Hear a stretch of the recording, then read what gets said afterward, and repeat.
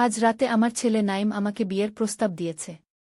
হ্যাঁ, আপনারা ঠিকই শুনছেন, আমার নিজের ছেলে আমাকে বিয়ে করতে চায়। আমি এখনও স্তব্ধ হয়ে বসে আছি, ভাবছি কিভাবে এমন হল। সবকিছু শুরু হয়েছিল গত মাসে। নাইমের বাবা আমাদের ছেড়ে চলে গেছে অন্য এক নারীর সাথে। তারপর থেকে আমরা দুজন একা আছি এই বাড়িতে। আমার বয়স 40, নাইমের 23। সারা জীবন আমি নাইমকে মানুষ করেছি, ওর যত্ন নিয়েছি, ওর সব ইচ্ছা পূরণ করেছি। আজ রাতে নাইম আমার ঘরে এলো হাতে একটা লাল গোলাপ নিয়ে। মা, তোমার জন্য কি? ও ফুলটা আমার দিকে এগিয়ে দিল। আমি ফুলটা নিয়ে হাসলাম। এটা কিসের জন্য রে? নাইম আমার বিছানায় বসল। মা, আজ তোমাকে একটা কথা বলতে চাই। আমি ওর পাশে বসলাম। কি কথা? নাইম আমার চোখের দিকে তাকাল। মা, আমি তোমাকে বিয়ে করতে চাই। আমি হেসে উঠলাম। কি যে তুই বলিস? মা, ছেলে কি কখনো বিয়ে করে? কিন্তু নাইমের মুখ দেখে আমি বুঝলাম ও ঠাট্টা করছে না।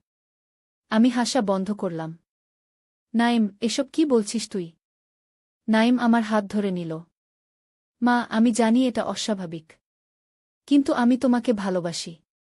শুধু মা হিসেবে নয়, একজন নারী হিসেবে। বাবা চলে যাওয়ার পর তুমি একা। আমিও একা। আমরা দুজন ছাড়া আর কে আছে আমাদের? আমি তোমাকে সুখী করতে চাই মা, আমি তোমাকে আমার স্ত্রী করতে চাই। আমি হাত ছাড়িয়ে নিলাম। নাইম, তুই কি বলছিস? আমি তোর মা। এটা কত বড় পাপ। নাইম আমার কাছে এগিয়ে এলো। মা, আমরা এই শহর ছেড়ে যাব। আমরা বিদেশে চলে যাব। সেখানে কেউ আমাদের চিনবে না। আমরা স্বামী স্ত্রী হিসেবে থাকব। আমি উঠে দাঁড়ালাম। নাইম, তুই আমার ছেলে। আমি তোকে জন্ম দিয়েছি। এটা কত বড় পাপ। নাইম আমার কাছে এসে দাঁড়াল। মা, আমি জানি এটা অস্বাভাবিক।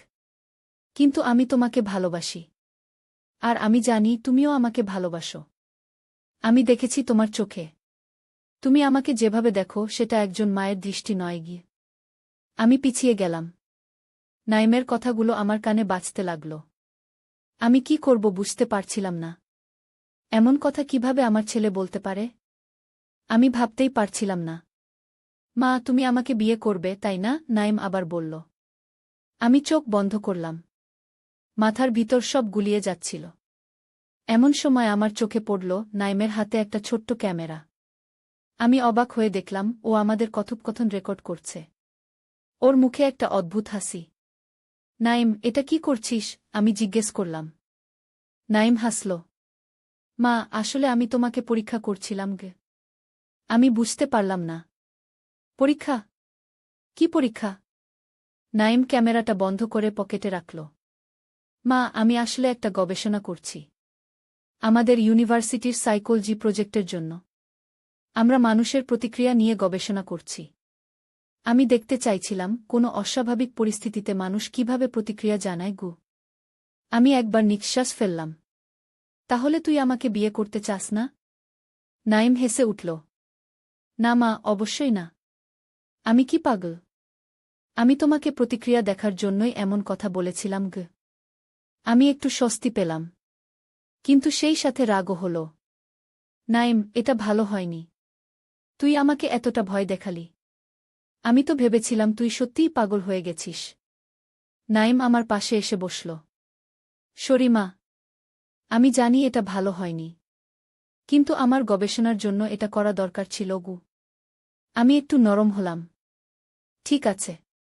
তবে এরকম পরীক্ষা আর করবি না। কি হতো যদি আমি হার্ট অ্যাটাক করে মরে যেতাম? নাইম হাসল। মা, তুমি এত দুর্বল নও। আচ্ছা, তুমি বরং আমার গবেষণার কাজে সাহায্য করো। কিভাবে? আমাদের এখন বের হতে হবে। আমার সাথে চলো। আমার অন্যান্য ক্লাসমেটরাও আছে। আমরা সবাই মিলে একটা জায়গায় যাব। সেখানে আরও কিছু পরীক্ষা-নিরীক্ষা করব। আমি একটু ভয় পেলাম। কোথায় যাব? আমাদের পুরনো বাড়িতে। আমরা যেখানে আগে থাকতাম সেই গ্রামে। মনে আছে?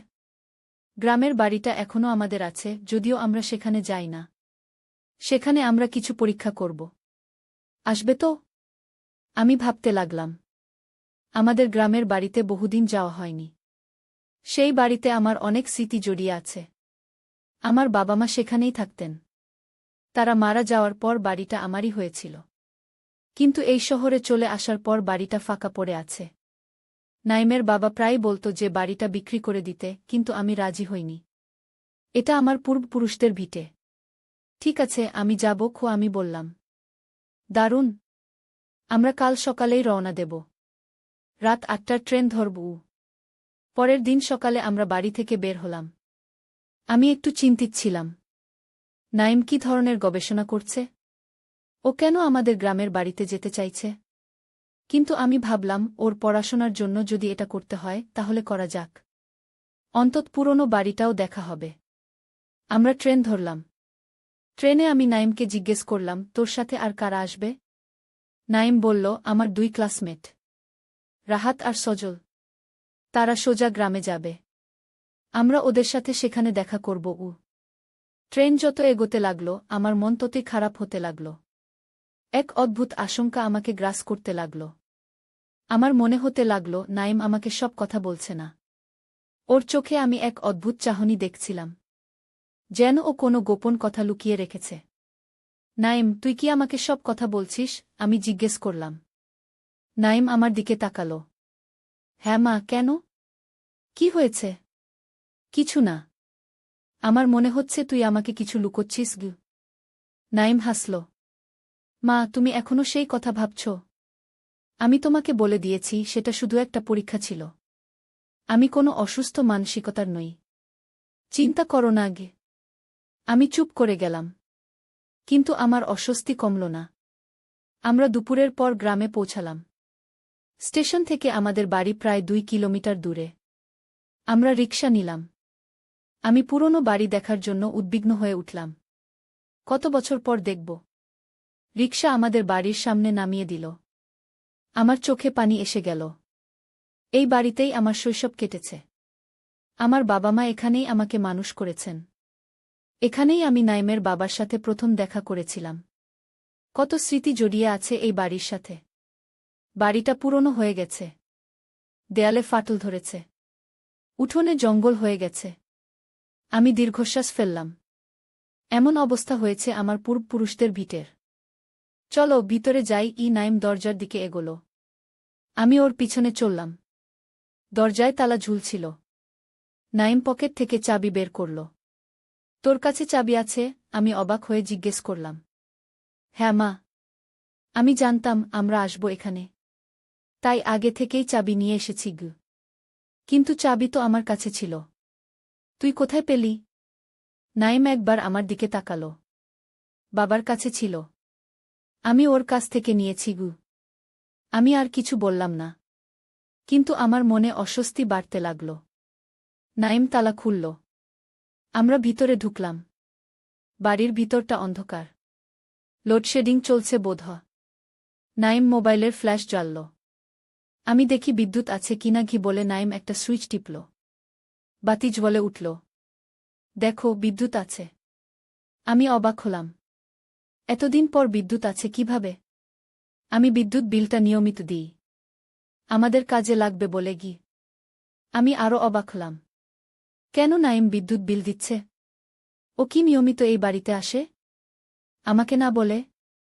কিন্তু কেন? আমার কথা বলার আগেই নাইম বলল, মা, তুমি ততক্ষণ উপরের ঘরটায় যাও। আমি রাহাত আর সজলকে ফোন করে দেখি তারা কোথায়। আমি উপরে চলে গেলাম। এই ঘরটাই আমার ছিল। এখানেই আমি বড় হয়েছি। ঘরের দিকে তাকিয়ে আমার চোখে পানি এসে গেল। কিন্তু পরক্ষণেই আমি চমকে উঠলাম। ঘরটা পরিষ্কার পরিচ্ছন্ন। মনে হচ্ছে কেউ নিয়মিত এই ঘর পরিষ্কার করে। বিছানায় তাকিয়ে আমি আরও অবাক হলাম। সেখানে কিছু মহিলাদের পোশাক রাখা আছে। এগুলো কার? আমি ঘর থেকে বের হয়ে আসলাম। নিচে নেমে দেখলাম নাইম কারো সাথে ফোনে কথা বলছে। হ্যাঁ, মা এসেছে আমার সাথে। না, এখনো কিছু বলিনি। হ্যাঁ, আজ রাতেই সব ঠিক হয়ে যাবে। না, চিন্তা করো না। হ্যাঁ, তারপর আমরা বিদেশে চলে যাব। আমি চমকে উঠলাম। নাইম, কার সাথে কথা বলছিস? কি বলছিস? নাইম চমকে গেল। ফোনটা কেটে দিল। কিছু না মা। রাহাতের সাথে কথা বলছিলাম গু। কি বলছিলি? বিদেশে যাওয়ার কথা? কি হচ্ছে এসব? নাইম এগিয়ে এলো। কিছু না মা। তুমি কি কিছু খাবে? আমি কিছু খাবার এনেছি গু। উপরের ঘরে মহিলাদের পোশাক কেন? ওই ঘরটা এত পরিষ্কার কেন? কি হচ্ছে এখানে নাইম? তুই কি নিয়মিত এখানে আসিস? নাইমের মুখ পাংশু হয়ে গেল। মা, আমি তোমাকে সব বলবো। কিন্তু আগে তুমি একটু জিরিয়ে নাও। তারপর কথা বলবো। না, আমি এখনই জানতে চাই। নাইম দীর্ঘশ্বাস ফেলল। ঠিক আছে গি। ও টেবিলের উপর থেকে একটা ব্যাগ নিল। ব্যাগ থেকে কিছু কাগজ বের করল। আমার দিকে এগিয়ে দিল। এই নাও। আমি কাগজগুলো নিলাম। সেগুলো দেখে আমি চমকে উঠলাম। এগুলো ব্যাংকের কাগজপত্র, জমির দলিল, আর আমার মৃত্যুর পর সম্পত্তির মালিকানার কাগজ। এগুলো কি নাইম? এগুলো কোথায় পেলি? নাইম আমার দিকে তাকাল। ওর চোখে এক অদ্ভুত দৃষ্টি। সেই দৃষ্টি দেখে আমার শরীর শিউরে উঠল। মা, তুমি আমাকে ইউনিভার্সিটিতে পাঠাতে চেয়েছিলে। কিন্তু তোমার কাছে টাকা ছিল না। বাবা তোমাকে ছেড়ে চলে গেছে। আমার টিউশন ফি, থাকার খরচ সব তুমি একাই বহন করছ। আমি জানি তুমি কত কষ্ট করছ। তাই তাই আমি ভাবলাম, কেন আমরা এই গ্রামের বাড়িটা বিক্রি করে দিই না? এটা বিক্রি করলে আমরা অনেক টাকা পাব। কিন্তু তুমি রাজি হওনি কখনো গো। তারপর তারপর আমি চিন্তা করলাম, যদি তুমি না থাকো তাহলে এই বাড়ি আমারই হবে। আমি যা খুশি করতে পারব। আমি চমকে উঠলাম। কি বলছিস তুই নাইম? হ্যাঁ মা।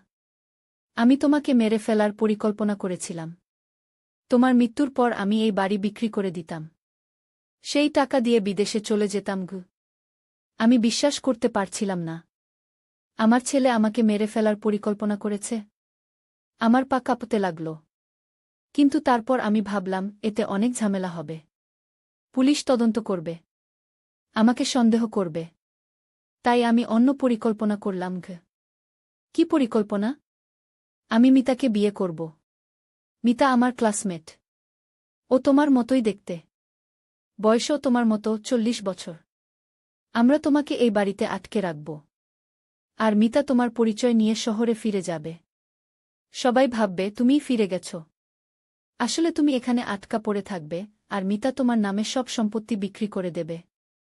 তারপর আমরা দুজন বিদেশে চলে যাব। আমি শিউরে উঠলাম। আমার নিজের ছেলে আমার সাথে এমন করবে? আমি যে ওকে এত ভালোবাসি। আমি যে ওর জন্য সব কিছু করতে পারি। মা, চিন্তা করো না। তোমাকে মারা হবে না। তুমি এখানেই থাকবে। আমি তোমাকে খাবার দেব। কেউ জানবে না তুমি এখানে আছো। আমরা যখন বিদেশে চলে যাব তখন তোমাকে মুক্তি দেব গু। আমি কোনো কথা বলতে পারছিলাম না। আমার সারা শরীর কাঁপছিল। কিন্তু নাইম, তুই আমাকে বিয়ের প্রস্তাব দিয়েছিলি কেন? সেটা কি তোর পরীক্ষার অংশ ছিল না? নাইম হাসল। হ্যাঁ মা, সেটা একটা ফাঁদ ছিল। আমি তোমাকে ভয় দেখাতে চেয়েছিলাম। তুমি যদি সেই প্রস্তাবে রাজি হতে, তাহলে আমি তোমাকে এখানে নিয়ে এসে বন্দি করে রাখতাম। আর যদি রাজি না হও, তবুও আমি তোমাকে এখানে নিয়ে আসতাম, যা আমি এখন করেছি। আমি বিস্ফোরিত চোখে নাইমের দিকে তাকিয়ে রইলাম। কিন্তু নাইম, আমি তোর মা। আমি তোকে জন্ম দিয়েছি। আমি তোকে মানুষ করেছি। তুই কিভাবে আমার সাথে এমন করতে পারিস? নাইম নিষ্ঠুরভাবে হাসল। টাকার জন্য মা, টাকার জন্য। আমি মিতাকে ভালোবাসি। ও আমাকে সুখী করবে। কিন্তু আমাদের টাকার দরকার। এমন সময় বাইরে গাড়ির শব্দ হল। আমি চমকে উঠলাম। ওটা কি? আমি জিজ্ঞেস করলাম। মিতা এসে গেছে কি? নাইম উত্তর দিল। আমার মাথা ঘুরতে লাগল। আমি কি করব? আমি কিভাবে বাঁচব? আমি ভাবতে লাগলাম। নাইমের হাতে কোনো অস্ত্র নেই। কিন্তু ও আমার চেয়ে অনেক শক্তিশালী। আমি ওর সাথে লড়াই করতে পারব না। দরজা খুলে গেল। একজন মহিলা ঢুকল। আমি অবাক হয়ে দেখলাম, সে আমার মতোই দেখতে। একই রকম চুল, একই রকম শরীরের গড়ন। দূর থেকে দেখলে মনে হবে ওই আমি। মিতা। নাইম এগিয়ে গেল। আমি মনে মনে চিন্তা করতে লাগলাম, কিভাবে এই পরিস্থিতি থেকে বের হব। আমার চোখে পড়ল দরজার কাছে আর একজন লোক দাঁড়িয়ে আছে। সে দেখতে নাইমের মতোই, কিন্তু সে নাইম নয়। তাহলে কে? মিতা আমার দিকে তাকাল। এই যে আপা, অনেকদিন পর দেখা হলো। আমি বুঝতে পারলাম না। আপা? মিতা আমাকে আপা বলছে কেন? ঘরে ঢোকা লোকটি এগিয়ে এলো। মা, আপনি ঠিক আছেন তো? আমি আরও বিভ্রান্ত হলাম। এই লোকটি আমাকে মা বলছে কেন? ওকে। লোকটি নাইমের দিকে তাকাল। ভাইজা, আপনি মাকে কি বলেছেন? নাইম মিতার দিকে তাকিয়ে হাসল। আমি ওকে সব বলে দিয়েছি। ও এখন সব জানে। লোকটি এবার আমার দিকে ফিরল। মা, আমি রাহাত, নাইম ভাইয়ার ছোট ভাই। আমি আরও বিভ্রান্ত হলাম। রাহাত? নাইমের ভাই? কিন্তু নাইমের তো কোনো ভাই নেই। এবার মিতা এগিয়ে এলো। আপা, আপনি ঠিক আছেন তো? আমি মিতা, আপনার ছোট বোন। আমি কিছুই বুঝতে পারছিলাম না। আমার কোনো বোন নেই। আমি একমাত্র সন্তান। আমার বাবা মার আর কোনো সন্তান ছিল না। তাহলে এই মেয়েটি আমাকে বোন বলছে কেন? এসব কি হচ্ছে? তোমরা কারা? কি চাও তোমরা? মিতা আমার হাত ধরল। আপা, আপনি কিছুই মনে করতে পারছেন না? আপনি আমাদের চিনতে পারছেন না? আমি হাত ছাড়িয়ে নিলাম। তোমরা কে? নাইম, এই লোকগুলো কারা? নাইম এবার অন্য একজনের দিকে তাকাল, যিনি এতক্ষণ দরজার বাইরে দাঁড়িয়েছিলেন। ডাক্তার সাহেব, আপনি ভিতরে আসুন। একজন মধ্যবয়সী ভদ্রলোক ঘরে ঢুকলেন। তার হাতে একটা ব্যাগ। এই যে নাজনীন। কেমন আছেন? ডাক্তার, আমার নাম জানেন কিভাবে? নাজনীন আপা, আপনি আবার ওষুধ খাওয়া বন্ধ করে দিয়েছেন, তাই না? মিতা জিজ্ঞেস করল। আমি কিছুই বুঝতে পারছিলাম না। ওষুধ? কি ওষুধ? আমি তো কোনো ওষুধ খাই না। ডাক্তার নাইমের দিকে তাকালেন। কতদিন হয়েছে? 2 সপ্তাহ। নাইম উত্তর দিল। আমি মাকে ওষুধ দিয়েছিলাম, কিন্তু মা খাননি। আমি বুঝতে পারিনি। তারপর গতকাল রাতে মা আমাকে বললেন আমি নাকি তাকে বিয়ে করতে চাই। তখন আমি বুঝলাম মা আবার অসুস্থ হয়ে পড়েছেন। আমি চিৎকার করে উঠলাম। এসব কি বলছিস তুই? আমি অসুস্থ নই। তুই আমাকে বিয়ের প্রস্তাব দিয়েছিলি। তুই বলেছিলি তুই আমাকে আটকে রাখবি এই বাড়িতে। ডাক্তার এবার আমার দিকে এগিয়ে এলেন। নাজনীন, আপনার মনে আছে আপনি কে? অবশ্যই। আমি নাজনীন, নাইমের মা। হ্যাঁ, ঠিক আছে। আপনি নাজনীন। কিন্তু আপনি নাইমের মা নন। আপনি নাইমের বড় বোন। আমি ডাক্তারের দিকে অবাক হয়ে তাকালাম। কি বলছেন আপনি? আমি নাইমের মা। আমি ওকে জন্ম দিয়েছি। ডাক্তার মাথা নাড়লেন। না নাজনীন, আপনি নাইমের বড় বোন। আপনাদের মা-বাবা 10 বছর আগে একটি দুর্ঘটনায় মারা গেছেন। সেই থেকে আপনি নাইম, রাহাত আর মিতাকে মানুষ করেছেন। আপনি ওদের বড় বোন। আমি বিশ্বাস করতে পারছিলাম না। এসব কি বলছেন ডাক্তার? আপনার বয়স 40 নয় নাজনীন। আপনার বয়স মাত্র 30। কিন্তু আপনার একটি মানসিক রোগ আছে। আপনি মাঝে মাঝে ভুলে যান আপনি কে। আপনি নিজেকে আপনার মা বলে মনে করেন। আপনি মনে করেন আপনি 40 বছরের একজন মহিলা। আসলে আপনি 30 বছরের একজন তরুণী। আমার মাথা ঘুরতে লাগল। আমি কি স্বপ্ন দেখছি? ডাক্তার চালিয়ে গেলেন। নাইমের বয়স 23 নয়, তার বয়স 18। রাহাতের বয়স 16। আর মিতার বয়স 14। আপনি ওদের বড় বোন। আপনার বয়স 30। আপনাদের মা-বাবা 10 বছর আগে মারা গেছেন। সেই থেকে আপনি ওদের দেখাশোনা করছেন। না, এটা সত্যি নয়। এটা কোনো ষড়যন্ত্র। নাইম আমাকে আটকে রাখতে চায়, তাই এই গল্প বানিয়েছে। নাইম আমার কাছে এলো। আপা, আমি তোমাকে বিয়ের প্রস্তাব দেইনি। তুমি নিজেই আমাকে বললে আমি তোমাকে বিয়ের প্রস্তাব দিয়েছি। আমি জানতাম তুমি আবার অসুস্থ হয়ে পড়েছ। তাই আমি তোমাকে মিতার সাথে আলাপ করাতে চেয়েছিলাম। মিতা তোমাকে দেখে সবসময় বলে তুমি এক্কেবারে আমাদের মায়ের মতো দেখতে। ডাক্তার ওর ব্যাগ থেকে কিছু ছবি বের করলেন। এই যে নাজনীন, এগুলো দেখুন। আমি ছবিগুলো নিলাম। একটি ছবিতে আমি, নাইম, রাহাত আর মিতা একসাথে আছি। কিন্তু আমি দেখতে অনেক ছোট। আমি ৩০ বছরের মতো দেখাচ্ছি, ৪০ নয়। অন্য একটি ছবিতে আমার বাবা মা আছেন। তাদের সাথে আমরা ৪ জন। এটা সম্ভব নয়। এগুলো ফটোশপ করা ছবি। আমি চিৎকার করে উঠলাম। ডাক্তার মাথা নাড়লেন। না নাজনীন, এগুলো আসল ছবি। আপনার একটি মানসিক রোগ আছে। এটার নাম ডিলিউশনাল ডিসঅর্ডার। আপনি কখনো কখনো বাস্তবতা হারিয়ে ফেলেন। আপনি নিজেকে আপনার মা বলে মনে করেন। আপনি মনে করেন আপনি ওদের মা। কিন্তু আসলে আপনি ওদের বড় বোন। আমি ডাক্তারের দিকে তাকালাম। কি প্রমাণ আছে আপনার কাছে? ডাক্তার আরও কিছু কাগজ বের করলেন। এই যে আপনার জন্ম সার্টিফিকেট। এটাতে আপনার জন্ম তারিখ লেখা আছে। আপনার বয়স ৩০-৪০ নয়। আমি সার্টিফিকেটটি দেখলাম। সেখানে আমার নাম আছে। আমার জন্ম তারিখ আছে। সেটা অনুযায়ী আমার বয়স সত্যিই ৩০। আমি আর একটু দম নিলাম। কিন্তু আমি মনে করি আমি নাইমের মা। আমি ওকে জন্ম দিয়েছি। ডাক্তার মাথা নাড়লেন। না নাজনীন, আপনি নাইমের বড় বোন। আপনার বয়স ৩০, নাইমের বয়স ১৮। আপনি ১২ বছরের সময় নাইমের জন্ম দিতে পারেন না, তাই না? আমি চুপ করে গেলাম। আমার ১২ বছর বয়সে সন্তান হওয়া অসম্ভব। আপনার মা বাবা একটি দুর্ঘটনায় মারা গেছেন ১০ বছর আগে। তখন আপনার বয়স ছিল ২০। আপনি আপনার ভাইবোনদের দেখাশোনা করার দায়িত্ব নিয়েছিলেন। সেই থেকে আপনি ওদের মায়ের মতো দেখাশোনা করছেন। আর মাঝে মাঝে আপনি মনে করেন আপনিই ওদের মা। নাইম এগিয়ে এলো। আপা, আমরা তোমাকে নিয়ে চিন্তিত। তুমি আবার ঔষধ খাওয়া বন্ধ করে দিয়েছ। আমরা জানতাম এরকম কিছু হবে। তাই আমরা তোমাকে এখানে নিয়ে এসেছি। এখানে আমরা সবাই মিলে থাকব কিছুদিন। তারপর তোমার ডাক্তারের ক্লিনিকে যাব। সেখানে ডাক্তার তোমাকে আবার সুস্থ করে তুলবেন। ঠিক আছে? আমি ধীরে ধীরে মাথা নাড়লাম। আমি এখনও বিভ্রান্ত। আমি কি সত্যিই নাইমের বড় বোন? আমি কি সত্যিই মানসিক রোগী? আমি ডাক্তারের দিকে তাকালাম। আপনি আমাকে সুস্থ করতে পারবেন?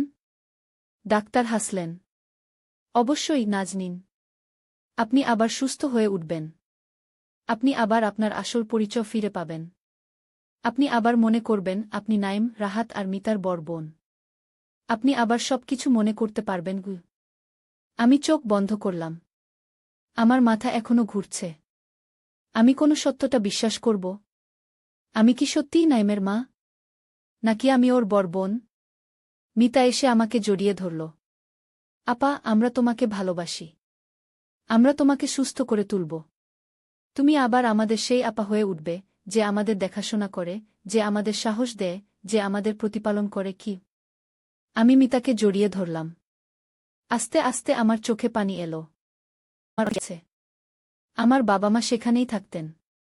তারা মারা যাওয়ার পর বাড়িটা আমারই হয়েছিল। কিন্তু এই শহরে চলে আসার পর বাড়িটা ফাঁকা পড়ে আছে। নাইমের বাবা প্রায় বলতো যে বাড়িটা বিক্রি করে দিতে, কিন্তু আমি রাজি হইনি। এটা আমার পূর্বপুরুষদের ভিটে। ঠিক আছে, আমি যাব। আমি বললাম। দারুণ। আমরা কাল সকালেই রওনা দেব। রাত ৮টার ট্রেন ধরব। পরের দিন সকালে আমরা বাড়ি থেকে বের হলাম। আমি একটু চিন্তিত ছিলাম। নাইম কি ধরনের গবেষণা করছে? ও কেন আমাদের গ্রামের বাড়িতে যেতে চাইছে? কিন্তু আমি ভাবলাম ওর পড়াশোনার জন্য যদি এটা করতে হয় তাহলে করা যাক। অন্তত পুরনো বাড়িটাও দেখা হবে। আমরা ট্রেন ধরলাম। ট্রেনে আমি নাইমকে জিজ্ঞেস করলাম, তোর সাথে আর কারা আসবে? নাইম বলল, আমার 2 ক্লাসমেট, রাহাত আর সজল। তারা সোজা গ্রামে যাবে। আমরা ওদের সাথে সেখানে দেখা করব। ট্রেন যত এগোতে লাগল আমার মন ততই খারাপ হতে লাগল। এক অদ্ভুত আশঙ্কা আমাকে গ্রাস করতে লাগল। আমার মনে হতে লাগল নাইম আমাকে সব কথা বলছে না। ওর চোখে আমি এক অদ্ভুত চাহনি দেখছিলাম। যেন ও কোনো গোপন কথা লুকিয়ে রেখেছে। নাইম, তুই কি আমাকে সব কথা বলছিস? আমি জিজ্ঞেস করলাম। নাইম আমার দিকে তাকাল। হ্যাঁ মা, কেন? কি হয়েছে? কিছু না। আমার মনে হচ্ছে তুই আমাকে কিছু লুকোচ্ছিস। নাইম হাসল। মা, তুমি এখনো সেই কথা ভাবছ? আমি তোমাকে বলে দিয়েছি সেটা শুধু একটা পরীক্ষা ছিল। আমি কোনো অসুস্থ মানসিকতার নই। চিন্তা করো না আগে। আমি চুপ করে গেলাম। কিন্তু আমার অস্বস্তি কমল না। আমরা দুপুরের পর গ্রামে পৌঁছালাম। স্টেশন থেকে আমাদের বাড়ি প্রায় 2 কিলোমিটার দূরে। আমরা রিকশা নিলাম। আমি পুরনো বাড়ি দেখার জন্য উদ্বিগ্ন হয়ে উঠলাম। কত বছর পর দেখব। রিকশা আমাদের বাড়ির সামনে নামিয়ে দিল। আমার চোখে পানি এসে গেল। এই বাড়িতেই আমার শৈশব কেটেছে। আমার বাবা মা এখানেই আমাকে মানুষ করেছেন। এখানেই আমি নাইমের বাবার সাথে প্রথম দেখা করেছিলাম। কত স্মৃতি জড়িয়ে আছে এই বাড়ির সাথে। বাড়িটা পুরনো হয়ে গেছে। দেয়ালে ফাটল ধরেছে। উঠোনে জঙ্গল হয়ে গেছে। আমি দীর্ঘশ্বাস ফেললাম। এমন অবস্থা হয়েছে আমার পূর্বপুরুষদের ভিটের। চলো ভিতরে যাই। নাইম দরজার দিকে এগোল। আমি ওর পিছনে চললাম। দরজায় তালা ঝুলছিল। নাইম পকেট থেকে চাবি বের করল। তোর কাছে চাবি আছে? আমি অবাক হয়ে জিজ্ঞেস করলাম। হ্যাঁ মা। আমি জানতাম আমরা আসব এখানে। তাই আগে থেকেই চাবি নিয়ে এসেছি গু। কিন্তু চাবি তো আমার কাছে ছিল। তুই কোথায় পেলি? নাইম একবার আমার দিকে তাকাল। বাবার কাছে ছিল। আমি ওর কাছ থেকে নিয়েছি গু। আমি আর কিছু বললাম না। কিন্তু আমার মনে অস্বস্তি বাড়তে লাগল। নাইম তালা খুলল। আমরা ভিতরে ঢুকলাম। বাড়ির ভিতরটা অন্ধকার। লোডশেডিং চলছে বোধহয়। নাইম মোবাইলের ফ্ল্যাশ জ্বালল। আমি দেখি বিদ্যুৎ আছে কিনা ঘি বলে নাইম একটা সুইচ টিপল। বাতি জ্বলে উঠল। দেখো বিদ্যুৎ আছে। আমি অবাক হলাম। এতদিন পর বিদ্যুৎ আছে কিভাবে? আমি বিদ্যুৎ বিলটা নিয়মিত দিই। আমাদের কাজে লাগবে বলে গি। আমি আরও অবাক হলাম। কেন নাইম বিদ্যুৎ বিল দিচ্ছে?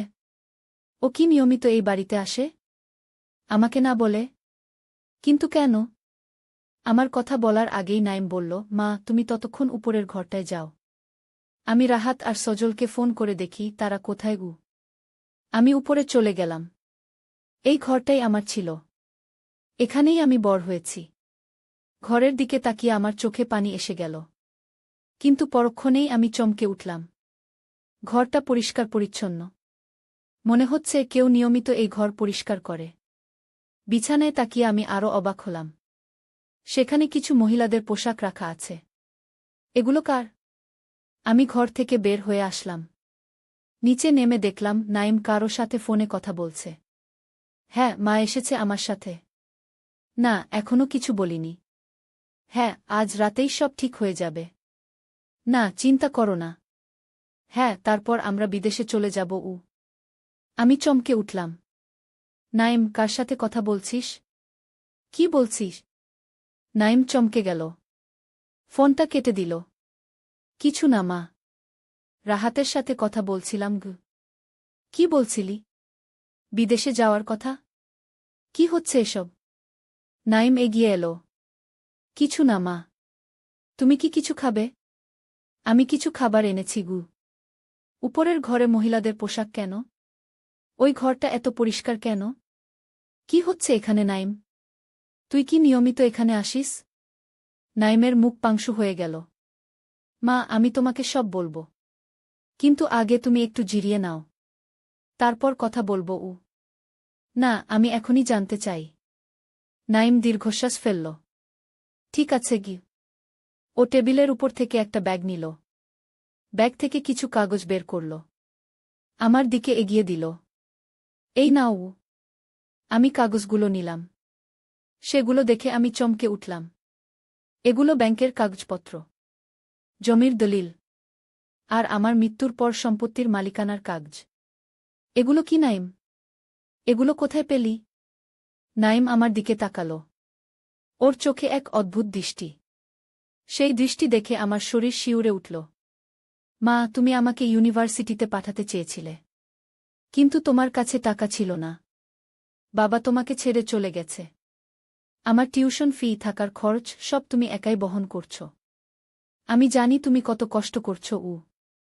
তাই তাই আমি ভাবলাম কেন আমরা এই গ্রামের বাড়িটা বিক্রি করে দিই না? এটা বিক্রি করলে আমরা অনেক টাকা পাব।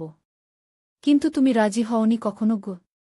তারপর তারপর আমি চিন্তা করলাম, যদি তুমি না থাকো তাহলে এই বাড়ি আমারই হবে। আমি যা খুশি করতে পারবো। আমি চমকে উঠলাম। কি বলছিস তুই নাইম? হ্যাঁ মা, আমি তোমাকে মেরে ফেলার পরিকল্পনা করেছিলাম। তোমার মৃত্যুর পর আমি এই বাড়ি বিক্রি করে দিতাম। সেই টাকা দিয়ে বিদেশে চলে যেতাম। আমি বিশ্বাস করতে পারছিলাম না। আমার ছেলে আমাকে মেরে ফেলার পরিকল্পনা করেছে। আমার পা কাঁপতে লাগল। কিন্তু তারপর আমি ভাবলাম, এতে অনেক ঝামেলা হবে। পুলিশ তদন্ত করবে, আমাকে সন্দেহ করবে। তাই আমি অন্য পরিকল্পনা করলাম। কি পরিকল্পনা? আমি মিতাকে বিয়ে করব। মিতা আমার ক্লাসমেট। ও তোমার মতোই দেখতে। বয়সও তোমার মতো, 40 বছর। আমরা তোমাকে এই বাড়িতে আটকে রাখব। আর মিতা তোমার পরিচয় নিয়ে শহরে ফিরে যাবে। সবাই ভাববে তুমিই ফিরে গেছ। আসলে তুমি এখানে আটকা পড়ে থাকবে, আর মিতা তোমার নামে সব সম্পত্তি বিক্রি করে দেবে। তারপর আমরা দুজন বিদেশে চলে যাব। আমি শিউরে উঠলাম। আমার নিজের ছেলে আমার সাথে এমন করবে? আমি যে ওকে এত ভালোবাসি। আমি যে ওর জন্য সব কিছু করতে পারি। মা, চিন্তা করো না। তোমাকে মারা হবে না। তুমি এখানেই থাকবে। আমি তোমাকে খাবার দেব। কেউ জানবে না তুমি এখানে আছো। আমরা যখন বিদেশে চলে যাব তখন তোমাকে মুক্তি দেব। আমি কোনো কথা বলতে পারছিলাম না। আমার সারা শরীর কাঁপছিল। কিন্তু নাইম, তুই আমাকে বিয়ের প্রস্তাব দিয়েছিলি কেন? সেটা কি তোর পরীক্ষার অংশ ছিল না? নাইম হাসল। হ্যাঁ মা, সেটা একটা ফাঁদ ছিল। আমি তোমাকে ভয় দেখাতে চেয়েছিলাম। তুমি যদি সেই প্রস্তাবে রাজি হতে, তাহলে আমি তোমাকে এখানে নিয়ে এসে বন্দি করে রাখতাম। আর যদি রাজি না হও, তবুও আমি তোমাকে এখানে নিয়ে আসতাম, যা আমি এখন করেছি। আমি বিস্ফোরিত চোখে নাইমের দিকে তাকিয়ে রইলাম। কিন্তু নাইম, আমি তোর মা। আমি তোকে জন্ম দিয়েছি। আমি তোকে মানুষ করেছি। তুই কিভাবে আমার সাথে এমন করতে পারিস? নাইম নিষ্ঠুরভাবে হাসল। টাকার জন্য মা, টাকার জন্য। আমি মিতাকে ভালোবাসি। ও আমাকে সুখী করবে। কিন্তু আমাদের টাকার দরকার। এমন সময় বাইরে গাড়ির শব্দ হল। আমি চমকে উঠলাম। ওটা কি? আমি জিজ্ঞেস করলাম। মিতা এসে গেছে কি? নাইম উত্তর দিল। আমার মাথা ঘুরতে লাগল। আমি কি করব? আমি কিভাবে বাঁচব? আমি ভাবতে লাগলাম। নাইমের হাতে কোনো অস্ত্র নেই। কিন্তু ও আমার চেয়ে অনেক শক্তিশালী। আমি ওর সাথে লড়াই করতে পারব না। দরজা খুলে গেল। একজন মহিলা ঢুকল। আমি অবাক হয়ে দেখলাম, সে আমার মতোই দেখতে। একই রকম চুল, একই রকম শরীরের গড়ন।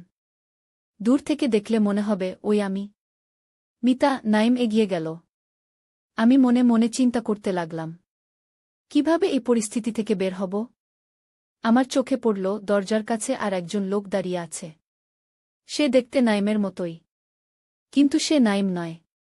তাহলে কে? মিতা আমার দিকে তাকাল। এই যে আপা। অনেকদিন পর দেখা হল। আমি বুঝতে পারলাম না। আপা? মিতা আমাকে আপা বলছে কেন? ঘরে ঢোকা লোকটি এগিয়ে এল। মা, আপনি ঠিক আছেন তো? আমি আরও বিভ্রান্ত হলাম। এই লোকটি আমাকে মা বলছে কেন? ওকে। লোকটি নাইমের দিকে তাকাল। ভাইজা, আপনি মাকে কি বলেছেন? নাইম মিতার দিকে তাকিয়ে হাসল। আমি ওকে সব বলে দিয়েছি। ও এখন সব জানে। লোকটি এবার আমার দিকে ফিরল। মা, আমি রাহাত।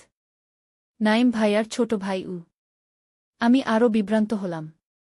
রাহাত? নাইমের ভাই? কিন্তু নাইমের তো কোনো ভাই নেই। এবার মিতা এগিয়ে এল। আপা, আপনি ঠিক আছেন তো? আমি মিতা, আপনার ছোট বোন।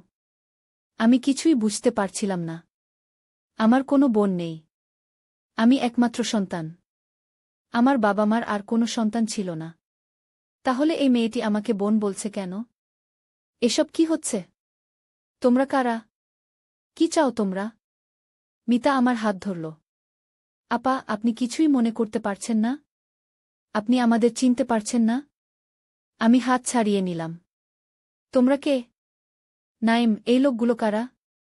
নাইম এবার অন্য একজনের দিকে তাকাল, যিনি এতক্ষণ দরজার বাইরে দাঁড়িয়েছিলেন। ডাক্তার সাহেব, আপনি ভিতরে আসুন গু। একজন মধ্যবয়সী ভদ্রলোক ঘরে ঢুকলেন। তার হাতে একটা ব্যাগ। এই যে নাজনীন। কেমন আছেন? ডাক্তার, আমার নাম জানেন কিভাবে? নাজনীন আপা, আপনি আবার ওষুধ খাওয়া বন্ধ করে দিয়েছেন, তাই না? মিতা জিজ্ঞেস করল। আমি কিছুই বুঝতে পারছিলাম না। ওষুধ? কি ওষুধ? আমি তো কোনো ওষুধ খাই না। ডাক্তার নাইমের দিকে তাকালেন। কতদিন হয়েছে? 2 সপ্তাহ। নাইম উত্তর দিল। আমি মাকে ওষুধ দিয়েছিলাম, কিন্তু মা খাননি। আমি বুঝতে পারিনি। তারপর গতকাল রাতে মা আমাকে বললেন আমি নাকি তাকে বিয়ে করতে চাই। তখন আমি বুঝলাম মা আবার অসুস্থ হয়ে পড়েছেন গু। আমি চিৎকার করে উঠলাম। এসব কি বলছিস তুই? আমি অসুস্থ নই। তুই আমাকে বিয়ের প্রস্তাব দিয়েছিলি। তুই বলেছিলি তুই আমাকে আটকে রাখবি এই বাড়িতে। ডাক্তার এবার আমার দিকে এগিয়ে এলেন। নাজনীন, আপনার মনে আছে আপনি কে? অবশ্যই। আমি নাজনীন, নাইমের মা গু। হ্যাঁ, ঠিক আছে। আপনি নাজনীন। কিন্তু আপনি নাইমের মা নন। আপনি নাইমের বড় বোন। আমি ডাক্তারের দিকে অবাক হয়ে তাকালাম। কি বলছেন আপনি? আমি নাইমের মা। আমি ওকে জন্ম দিয়েছি। ডাক্তার মাথা নাড়লেন। না নাজনীন, আপনি নাইমের বড় বোন। আপনাদের মা-বাবা 10 বছর আগে একটি দুর্ঘটনায় মারা গেছেন। সেই থেকে আপনি নাইম, রাহাত আর মিতাকে মানুষ করেছেন। আপনি ওদের বড় বোন। আমি বিশ্বাস করতে পারছিলাম না। এসব কি বলছেন ডাক্তার? আপনার বয়স 40 নয় নাজনীন। আপনার বয়স মাত্র 30। কিন্তু আপনার একটি মানসিক রোগ আছে। আপনি মাঝে মাঝে ভুলে যান আপনি কে। আপনি নিজেকে আপনার মা বলে মনে করেন। আপনি মনে করেন আপনি 40 বছরের একজন মহিলা। আসলে আপনি 30 বছরের একজন তরুণী গু। আমার মাথা ঘুরতে লাগল। আমি কি স্বপ্ন দেখছি? ডাক্তার চালিয়ে গেলেন। নাইমের বয়স 23 নয়, তার বয়স 18। রাহাতের বয়স 16। আর মিতার বয়স 14। আপনি ওদের বড় বোন। আপনার বয়স 30। আপনাদের মা-বাবা 10 বছর আগে মারা গেছেন। সেই থেকে আপনি ওদের দেখাশোনা করছেন গু। না, এটা সত্যি নয়। এটা কোনো ষড়যন্ত্র। নাইম আমাকে আটকে রাখতে চায়, তাই এই গল্প বানিয়েছে। নাইম আমার কাছে এলো। আপা, আমি তোমাকে বিয়ের প্রস্তাব দেইনি। তুমি নিজেই আমাকে বললে আমি তোমাকে বিয়ের প্রস্তাব দিয়েছি। আমি জানতাম তুমি আবার অসুস্থ হয়ে পড়েছ। তাই আমি তোমাকে মিতার সাথে আলাপ করাতে চেয়েছিলাম। মিতা তোমাকে দেখে সবসময় বলে তুমি এক্কেবারে আমাদের মায়ের মতো দেখতে গু। ডাক্তার ওর ব্যাগ থেকে কিছু ছবি বের করলেন। এই যে নাজনীন। এগুলো দেখুন। আমি ছবিগুলো নিলাম। একটি ছবিতে আমি, নাইম, রাহাত আর মিতা একসাথে আছি। কিন্তু আমি দেখতে অনেক ছোট। আমি 30 বছরের মতো দেখাচ্ছি, 40 নয়। অন্য একটি ছবিতে আমার বাবা মা আছেন। তাদের সাথে আমরা 4 জন। এটা সম্ভব নয়। এগুলো ফটোশপ করা ছবি। আমি চিৎকার করে উঠলাম। ডাক্তার মাথা নাড়লেন। না নাজনীন, এগুলো আসল ছবি। আপনার একটি মানসিক রোগ আছে। এটার নাম ডিলিউশনাল ডিসঅর্ডার। আপনি কখনো কখনো বাস্তবতা হারিয়ে ফেলেন। আপনি নিজেকে আপনার মা বলে মনে করেন। আপনি মনে করেন আপনি ওদের মা। কিন্তু আসলে আপনি ওদের বড় বোন গু। আমি ডাক্তারের দিকে তাকালাম। কি প্রমাণ আছে আপনার কাছে? ডাক্তার আরও কিছু কাগজ বের করলেন। এই যে আপনার জন্ম সার্টিফিকেট। এটাতে আপনার জন্ম তারিখ লেখা আছে। আপনার বয়স 30, 40 নয় গু। আমি সার্টিফিকেটটি দেখলাম। সেখানে আমার নাম আছে। আমার জন্ম তারিখ আছে। সেটা অনুযায়ী আমার বয়স সত্যিই 30। আমি আর একটু দম নিলাম। কিন্তু আমি মনে করি আমি নাইমের মা। আমি ওকে জন্ম দিয়েছি। ডাক্তার মাথা নাড়লেন। না নাজনীন, আপনি নাইমের বড় বোন। আপনার বয়স 30, নাইমের বয়স 18। আপনি 12 বছরের সময় নাইমের জন্ম দিতে পারেন না, তাই না? আমি চুপ করে গেলাম। আমার 12 বছর বয়সে সন্তান হওয়া অসম্ভব। আপনার মা-বাবা একটি দুর্ঘটনায় মারা গেছেন 10 বছর আগে। তখন আপনার বয়স ছিল 20। আপনি আপনার ভাইবোনদের দেখাশোনা করার দায়িত্ব নিয়েছিলেন। সেই থেকে আপনি ওদের মায়ের মতো দেখাশোনা করছেন। আর মাঝে মাঝে আপনি মনে করেন আপনি ওদের মা গি। নাইম এগিয়ে এলো। আপা, আমরা তোমাকে নিয়ে চিন্তিত। তুমি আবার ঔষধ খাওয়া বন্ধ করে দিয়েছ। আমরা জানতাম এরকম কিছু হবে। তাই আমরা তোমাকে এখানে নিয়ে এসেছি। এখানে আমরা সবাই মিলে থাকব কিছুদিন। তারপর তোমার ডাক্তারের ক্লিনিকে যাব। সেখানে ডাক্তার তোমাকে আবার সুস্থ করে তুলবেন। ঠিক আছে? আমি ধীরে ধীরে মাথা নাড়লাম। আমি এখনও বিভ্রান্ত। আমি কি সত্যিই নাইমের বড় বোন? আমি কি সত্যিই মানসিক রোগী? আমি ডাক্তারের দিকে তাকালাম। আপনি আমাকে সুস্থ করতে পারবেন? ডাক্তার হাসলেন। অবশ্যই নাজনীন। আপনি আবার সুস্থ হয়ে উঠবেন। আপনি আবার আপনার আসল পরিচয় ফিরে পাবেন। আপনি আবার মনে করবেন আপনি নাইম, রাহাত আর মিতার বড় বোন। আপনি আবার সবকিছু মনে করতে পারবেন। আমি চোখ বন্ধ করলাম। আমার মাথা এখনো ঘুরছে। আমি কোন সত্যটা বিশ্বাস করব? আমি কি সত্যিই নাইমের মা? নাকি আমি ওর বড় বোন? মিতা এসে আমাকে জড়িয়ে ধরল। আপা, আমরা তোমাকে ভালোবাসি। আমরা তোমাকে সুস্থ করে তুলব। তুমি আবার আমাদের সেই আপা হয়ে উঠবে, যে আমাদের দেখাশোনা করে, যে আমাদের সাহস দেয়, যে আমাদের প্রতিপালন করে। কি? আমি মিতাকে জড়িয়ে ধরলাম। আস্তে আস্তে আমার চোখে পানি এলো। আমার বাবা মা সেখানেই থাকতেন। তারা মারা যাওয়ার পর বাড়িটা আমারই হয়েছিল। কিন্তু এই শহরে চলে আসার পর বাড়িটা ফাঁকা পড়ে আছে। নাইমের বাবা প্রায় বলতো যে বাড়িটা বিক্রি করে দিতে, কিন্তু আমি রাজি হইনি। এটা আমার পূর্বপুরুষদের ভিটে। ঠিক আছে, আমি যাব। আমি বললাম। দারুণ। আমরা কাল সকালেই রওনা দেব। রাত ৮টার ট্রেন ধরব। পরের দিন সকালে আমরা বাড়ি থেকে বের হলাম। আমি একটু চিন্তিত ছিলাম। নাইম কি ধরনের গবেষণা করছে? ও কেন আমাদের গ্রামের বাড়িতে যেতে চাইছে? কিন্তু আমি ভাবলাম, ওর পড়াশোনার জন্য যদি এটা করতে হয় তাহলে করা যাক। অন্তত পুরনো বাড়িটাও দেখা হবে। আমরা ট্রেন ধরলাম। ট্রেনে আমি নাইমকে জিজ্ঞেস করলাম, তোর সাথে আর কারা আসবে? নাইম বলল, আমার 2 ক্লাসমেট, রাহাত আর সজল। তারা সোজা গ্রামে যাবে। আমরা ওদের সাথে সেখানে দেখা করব। ট্রেন যত এগোতে লাগল, আমার মন ততই খারাপ হতে লাগল। এক অদ্ভুত আশঙ্কা আমাকে গ্রাস করতে লাগল। আমার মনে হতে লাগল নাইম আমাকে সব কথা বলছে না।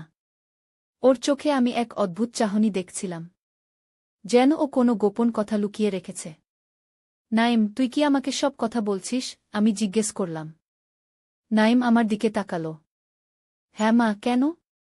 কি হয়েছে? কিছু না। আমার মনে হচ্ছে তুই আমাকে কিছু লুকোচ্ছিস। নাইম হাসল। মা, তুমি এখনো সেই কথা ভাবছ? আমি তোমাকে বলে দিয়েছি সেটা শুধু একটা পরীক্ষা ছিল। আমি কোনো অসুস্থ মানসিকতার নই। চিন্তা করো না আগে। আমি চুপ করে গেলাম। কিন্তু আমার অস্বস্তি কমল না।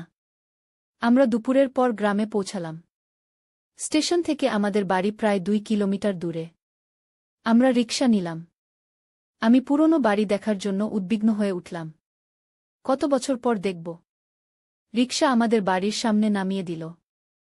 আমার চোখে পানি এসে গেল। এই বাড়িতেই আমার শৈশব কেটেছে। আমার বাবা মা এখানেই আমাকে মানুষ করেছেন। এখানেই আমি নাইমের বাবার সাথে প্রথম দেখা করেছিলাম। কত স্মৃতি জড়িয়ে আছে এই বাড়ির সাথে। বাড়িটা পুরনো হয়ে গেছে। দেয়ালে ফাটল ধরেছে। উঠোনে জঙ্গল হয়ে গেছে। আমি দীর্ঘশ্বাস ফেললাম। এমন অবস্থা হয়েছে আমার পূর্বপুরুষদের ভিটের। চলো ভিতরে যাই। নাইম দরজার দিকে এগোল। আমি ওর পিছনে চললাম। দরজায় তালা ঝুলছিল। নাইম পকেট থেকে চাবি বের করল। তোর কাছে চাবি আছে? আমি অবাক হয়ে জিজ্ঞেস করলাম। হ্যাঁ মা।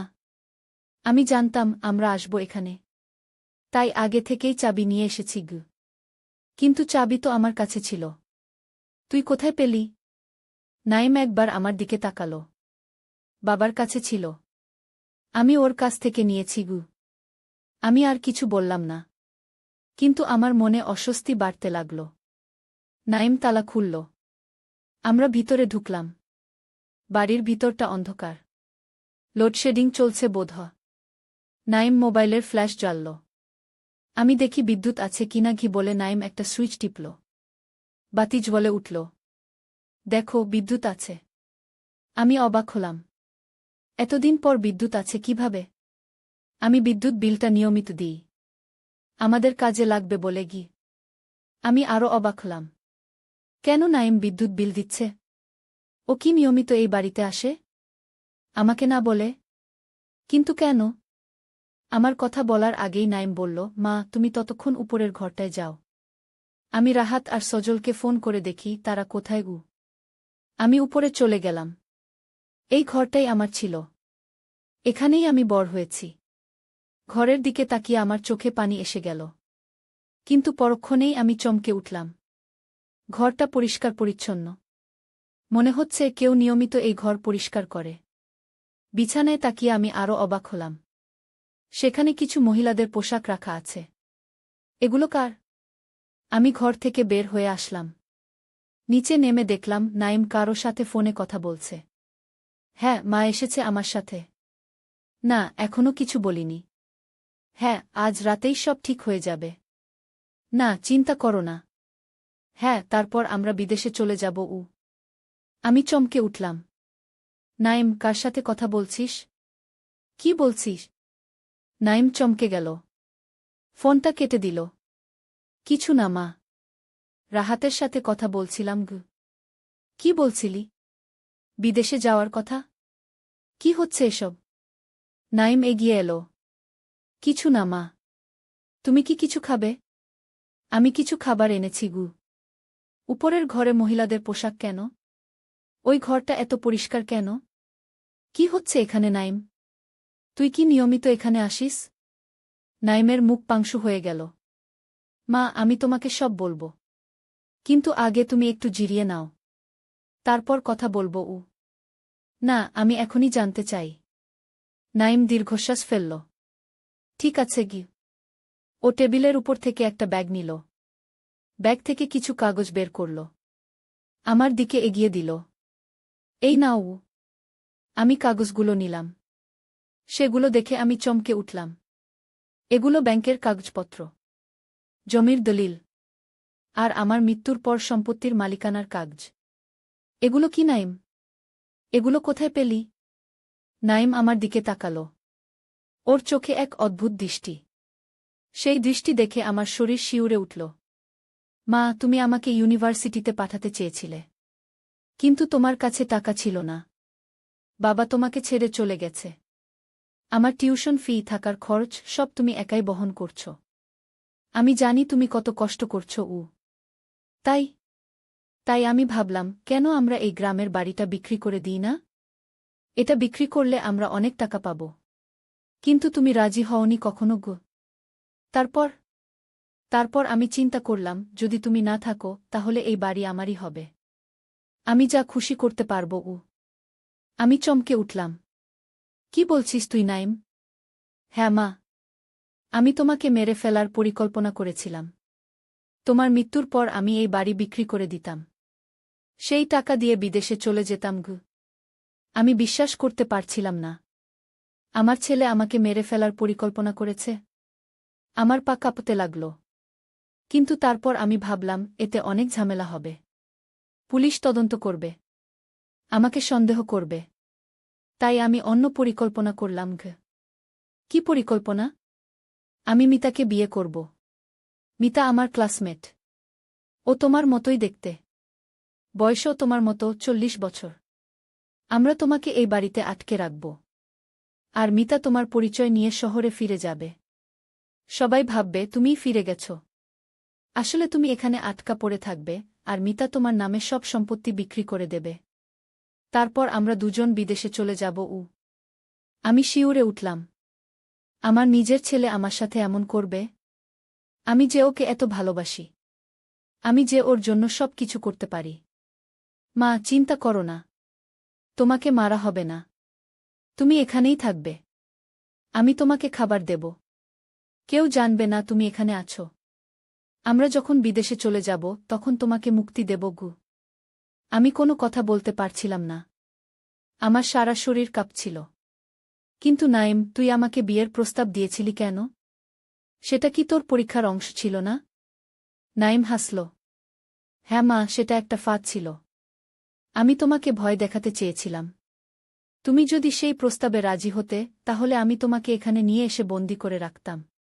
আর যদি রাজি না হও, তবুও আমি তোমাকে এখানে নিয়ে আসতাম, যা আমি এখন করেছি। আমি বিস্ফোরিত চোখে নাইমের দিকে তাকিয়ে রইলাম। কিন্তু নাইম, আমি তোর মা। আমি তোকে জন্ম দিয়েছি। আমি তোকে মানুষ করেছি। তুই কিভাবে আমার সাথে এমন করতে পারিস?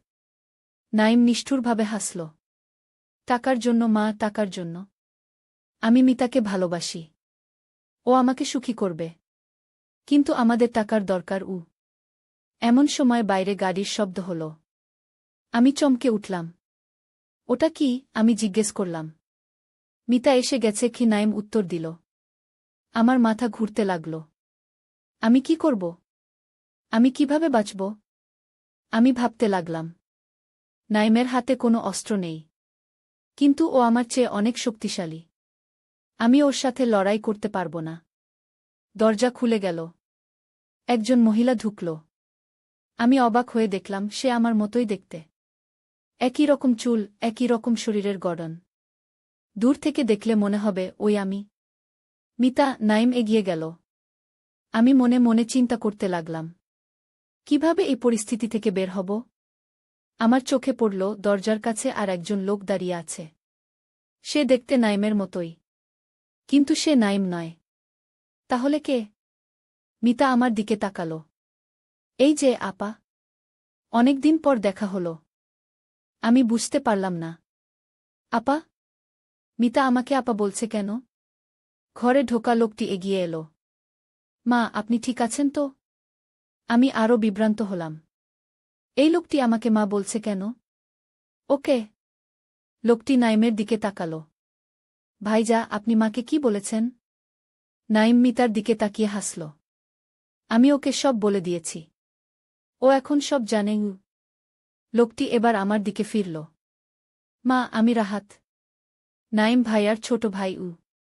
আমি আরও বিভ্রান্ত হলাম। রাহাত? নাইমের ভাই? কিন্তু নাইমের তো কোনো ভাই নেই। এবার মিতা এগিয়ে এলো। আপা, আপনি ঠিক আছেন তো? আমি মিতা, আপনার ছোট বোন। আমি কিছুই বুঝতে পারছিলাম না। আমার কোনো বোন নেই। আমি একমাত্র সন্তান। আমার বাবা মার আর কোনো সন্তান ছিল না। তাহলে এই মেয়েটি আমাকে বোন বলছে কেন? এসব কি হচ্ছে? তোমরা কারা? কি চাও তোমরা? মিতা আমার হাত ধরল। আপা, আপনি কিছুই মনে করতে পারছেন না? আপনি আমাদের চিনতে পারছেন না? আমি হাত ছাড়িয়ে নিলাম। তোমরা কে? নাইম, এই লোকগুলো কারা? নাইম এবার অন্য একজনের দিকে তাকাল, যিনি এতক্ষণ দরজার বাইরে দাঁড়িয়েছিলেন। ডাক্তার সাহেব, আপনি ভিতরে আসুন। একজন মধ্যবয়সী ভদ্রলোক ঘরে ঢুকলেন। তার হাতে একটা ব্যাগ। এই যে নাজনীন। কেমন আছেন? ডাক্তার আমার নাম জানেন কিভাবে? নাজনীন আপা, আপনি আবার ওষুধ খাওয়া বন্ধ করে দিয়েছেন, তাই না? মিতা জিজ্ঞেস করল। আমি কিছুই বুঝতে পারছিলাম না। ওষুধ? কি ওষুধ? আমি তো কোনো ওষুধ খাই না। ডাক্তার নাইমের দিকে তাকালেন। কতদিন হয়েছে? 2 সপ্তাহ। নাইম উত্তর দিল। আমি মাকে ওষুধ দিয়েছিলাম, কিন্তু মা খাননি। আমি বুঝতে পারিনি। তারপর গতকাল রাতে মা আমাকে বললেন আমি নাকি তাকে বিয়ে করতে চাই। তখন আমি বুঝলাম মা আবার অসুস্থ হয়ে পড়েছেন। আমি চিৎকার করে উঠলাম। এসব কি বলছিস তুই? আমি অসুস্থ নই। তুই আমাকে বিয়ের প্রস্তাব দিয়েছিলি। তুই বলেছিলি তুই আমাকে আটকে রাখবি এই বাড়িতে। ডাক্তার এবার আমার দিকে এগিয়ে এলেন। নাজনীন, আপনার মনে আছে আপনি কে? অবশ্যই। আমি নাজনীন, নাইমের মা। হ্যাঁ, ঠিক আছে। আপনি নাজনীন। কিন্তু আপনি নাইমের মা নন। আপনি নাইমের বড় বোন। আমি ডাক্তারের দিকে অবাক হয়ে তাকালাম। কি বলছেন আপনি? আমি নাইমের মা। আমি ওকে জন্ম দিয়েছি। ডাক্তার মাথা নাড়লেন। না নাজনীন, আপনি নাইমের বড় বোন। আপনাদের মা-বাবা 10 বছর আগে একটি দুর্ঘটনায় মারা গেছেন। সেই থেকে আপনি নাইম, রাহাত আর মিতাকে মানুষ করেছেন। আপনি ওদের বড় বোন। আমি বিশ্বাস করতে পারছিলাম না। এসব কি বলছেন ডাক্তার? আপনার বয়স 40 নয় নাজনীন। আপনার বয়স মাত্র 30। কিন্তু আপনার একটি মানসিক রোগ আছে। আপনি মাঝে মাঝে ভুলে যান আপনি কে। আপনি নিজেকে আপনার মা বলে মনে করেন। আপনি মনে করেন আপনি 40 বছরের একজন মহিলা। আসলে আপনি 30 বছরের একজন তরুণী। আমার মাথা ঘুরতে লাগল। আমি কি স্বপ্ন দেখছি? ডাক্তার চালিয়ে গেলেন। নাইমের বয়স 23 নয়, তার বয়স 18। রাহাতের বয়স 16। আর মিতার বয়স 14। আপনি ওদের বড় বোন। আপনার বয়স 30। আপনাদের মা বাবা 10 বছর আগে মারা গেছেন। সেই থেকে আপনি ওদের দেখাশোনা করছেন। না, এটা সত্যি নয়। এটা কোনো ষড়যন্ত্র। নাইম আমাকে আটকে রাখতে চায়, তাই এই গল্প বানিয়েছে। নাইম আমার কাছে এলো। আপা, আমি তোমাকে বিয়ের প্রস্তাব দেইনি। তুমি নিজেই আমাকে বললে আমি তোমাকে বিয়ের প্রস্তাব দিয়েছি। আমি জানতাম তুমি আবার অসুস্থ হয়ে পড়েছ। তাই আমি তোমাকে মিতার সাথে আলাপ করাতে চেয়েছিলাম। মিতা তোমাকে দেখে সবসময় বলে তুমি এক্কেবারে আমাদের মায়ের মতো দেখতে। ডাক্তার ওর ব্যাগ থেকে কিছু ছবি বের করলেন। এই যে নাজনীন, এগুলো দেখুন। আমি ছবিগুলো নিলাম। একটি ছবিতে আমি, নাইম, রাহাত আর মিতা একসাথে আছি। কিন্তু আমি দেখতে অনেক ছোট। আমি 30 বছরের মতো দেখাচ্ছি, 40 নয়। অন্য একটি ছবিতে আমার বাবা মা আছেন। তাদের সাথে আমরা 4 জন। এটা সম্ভব নয়। এগুলো ফটোশপ করা ছবি। আমি চিৎকার করে উঠলাম। ডাক্তার মাথা নাড়লেন। না নাজনীন, এগুলো আসল ছবি। আপনার একটি মানসিক রোগ আছে। এটার নাম ডিলিউশনাল ডিসঅর্ডার। আপনি কখনো কখনো বাস্তবতা হারিয়ে ফেলেন। আপনি নিজেকে আপনার মা বলে মনে করেন। আপনি মনে করেন আপনি ওদের মা। কিন্তু আসলে আপনি ওদের বড় বোন। আমি ডাক্তারের দিকে তাকালাম। কি প্রমাণ আছে আপনার কাছে? ডাক্তার আরও কিছু কাগজ বের করলেন। এই যে আপনার জন্ম সার্টিফিকেট। এটাতে আপনার জন্ম তারিখ লেখা আছে। আপনার বয়স 30, 40 নয়। আমি সার্টিফিকেটটি দেখলাম। সেখানে আমার নাম আছে। আমার জন্ম তারিখ আছে। সেটা অনুযায়ী আমার বয়স সত্যিই 30। আমি আর একটু দম নিলাম। কিন্তু আমি মনে করি আমি নাইমের মা। আমি ওকে জন্ম দিয়েছি। ডাক্তার মাথা নাড়লেন। না নাজনীন, আপনি নাইমের বড় বোন। আপনার বয়স 30, নাইমের বয়স 18। আপনি 12 বছরের সময় নাইমের জন্ম দিতে পারেন না, তাই না? আমি চুপ করে গেলাম। আমার 12 বছর বয়সে সন্তান হওয়া অসম্ভব। আপনার মা বাবা একটি দুর্ঘটনায় মারা গেছেন 10 বছর আগে। তখন আপনার বয়স ছিল 20। আপনি আপনার ভাইবোনদের দেখাশোনা করার দায়িত্ব নিয়েছিলেন। সেই থেকে আপনি ওদের মায়ের মতো দেখাশোনা করছেন। আর মাঝে মাঝে আপনি মনে করেন আপনিই ওদের মা। নাইম এগিয়ে এলো। আপা, আমরা তোমাকে নিয়ে চিন্তিত। তুমি আবার ঔষধ খাওয়া বন্ধ করে দিয়েছ। আমরা জানতাম এরকম কিছু হবে। তাই আমরা তোমাকে এখানে নিয়ে এসেছি। এখানে আমরা সবাই মিলে থাকব কিছুদিন। তারপর তোমার ডাক্তারের ক্লিনিকে যাব। সেখানে ডাক্তার তোমাকে আবার সুস্থ করে তুলবেন। ঠিক আছে? আমি ধীরে ধীরে মাথা নাড়লাম। আমি এখনও বিভ্রান্ত। আমি কি সত্যিই নাইমের বড় বোন? আমি কি সত্যিই মানসিক রোগী? আমি ডাক্তারের দিকে তাকালাম। আপনি আমাকে সুস্থ করতে পারবেন? ডাক্তার হাসলেন। অবশ্যই নাজনীন। আপনি আবার সুস্থ হয়ে উঠবেন। আপনি আবার আপনার আসল পরিচয় ফিরে পাবেন। আপনি আবার মনে করবেন আপনি নাইম, রাহাত আর মিতার বড় বোন।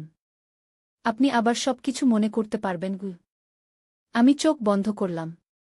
আমার মাথা এখনো ঘুরছে। আমি কোন সত্যটা বিশ্বাস করব? আমি কি সত্যিই নাইমের মা? নাকি আমি ওর বড় বোন? মিতা এসে আমাকে জড়িয়ে ধরল। আপা, আমরা তোমাকে ভালোবাসি। আমরা তোমাকে সুস্থ করে তুলব। তুমি আবার আমাদের সেই আপা হয়ে উঠবে, যে আমাদের দেখাশোনা করে, যে আমাদের সাহস দেয়, যে আমাদের প্রতিপালন করে। কি? আমি মিতাকে জড়িয়ে ধরলাম। আস্তে আস্তে আমার চোখে পানি এলো।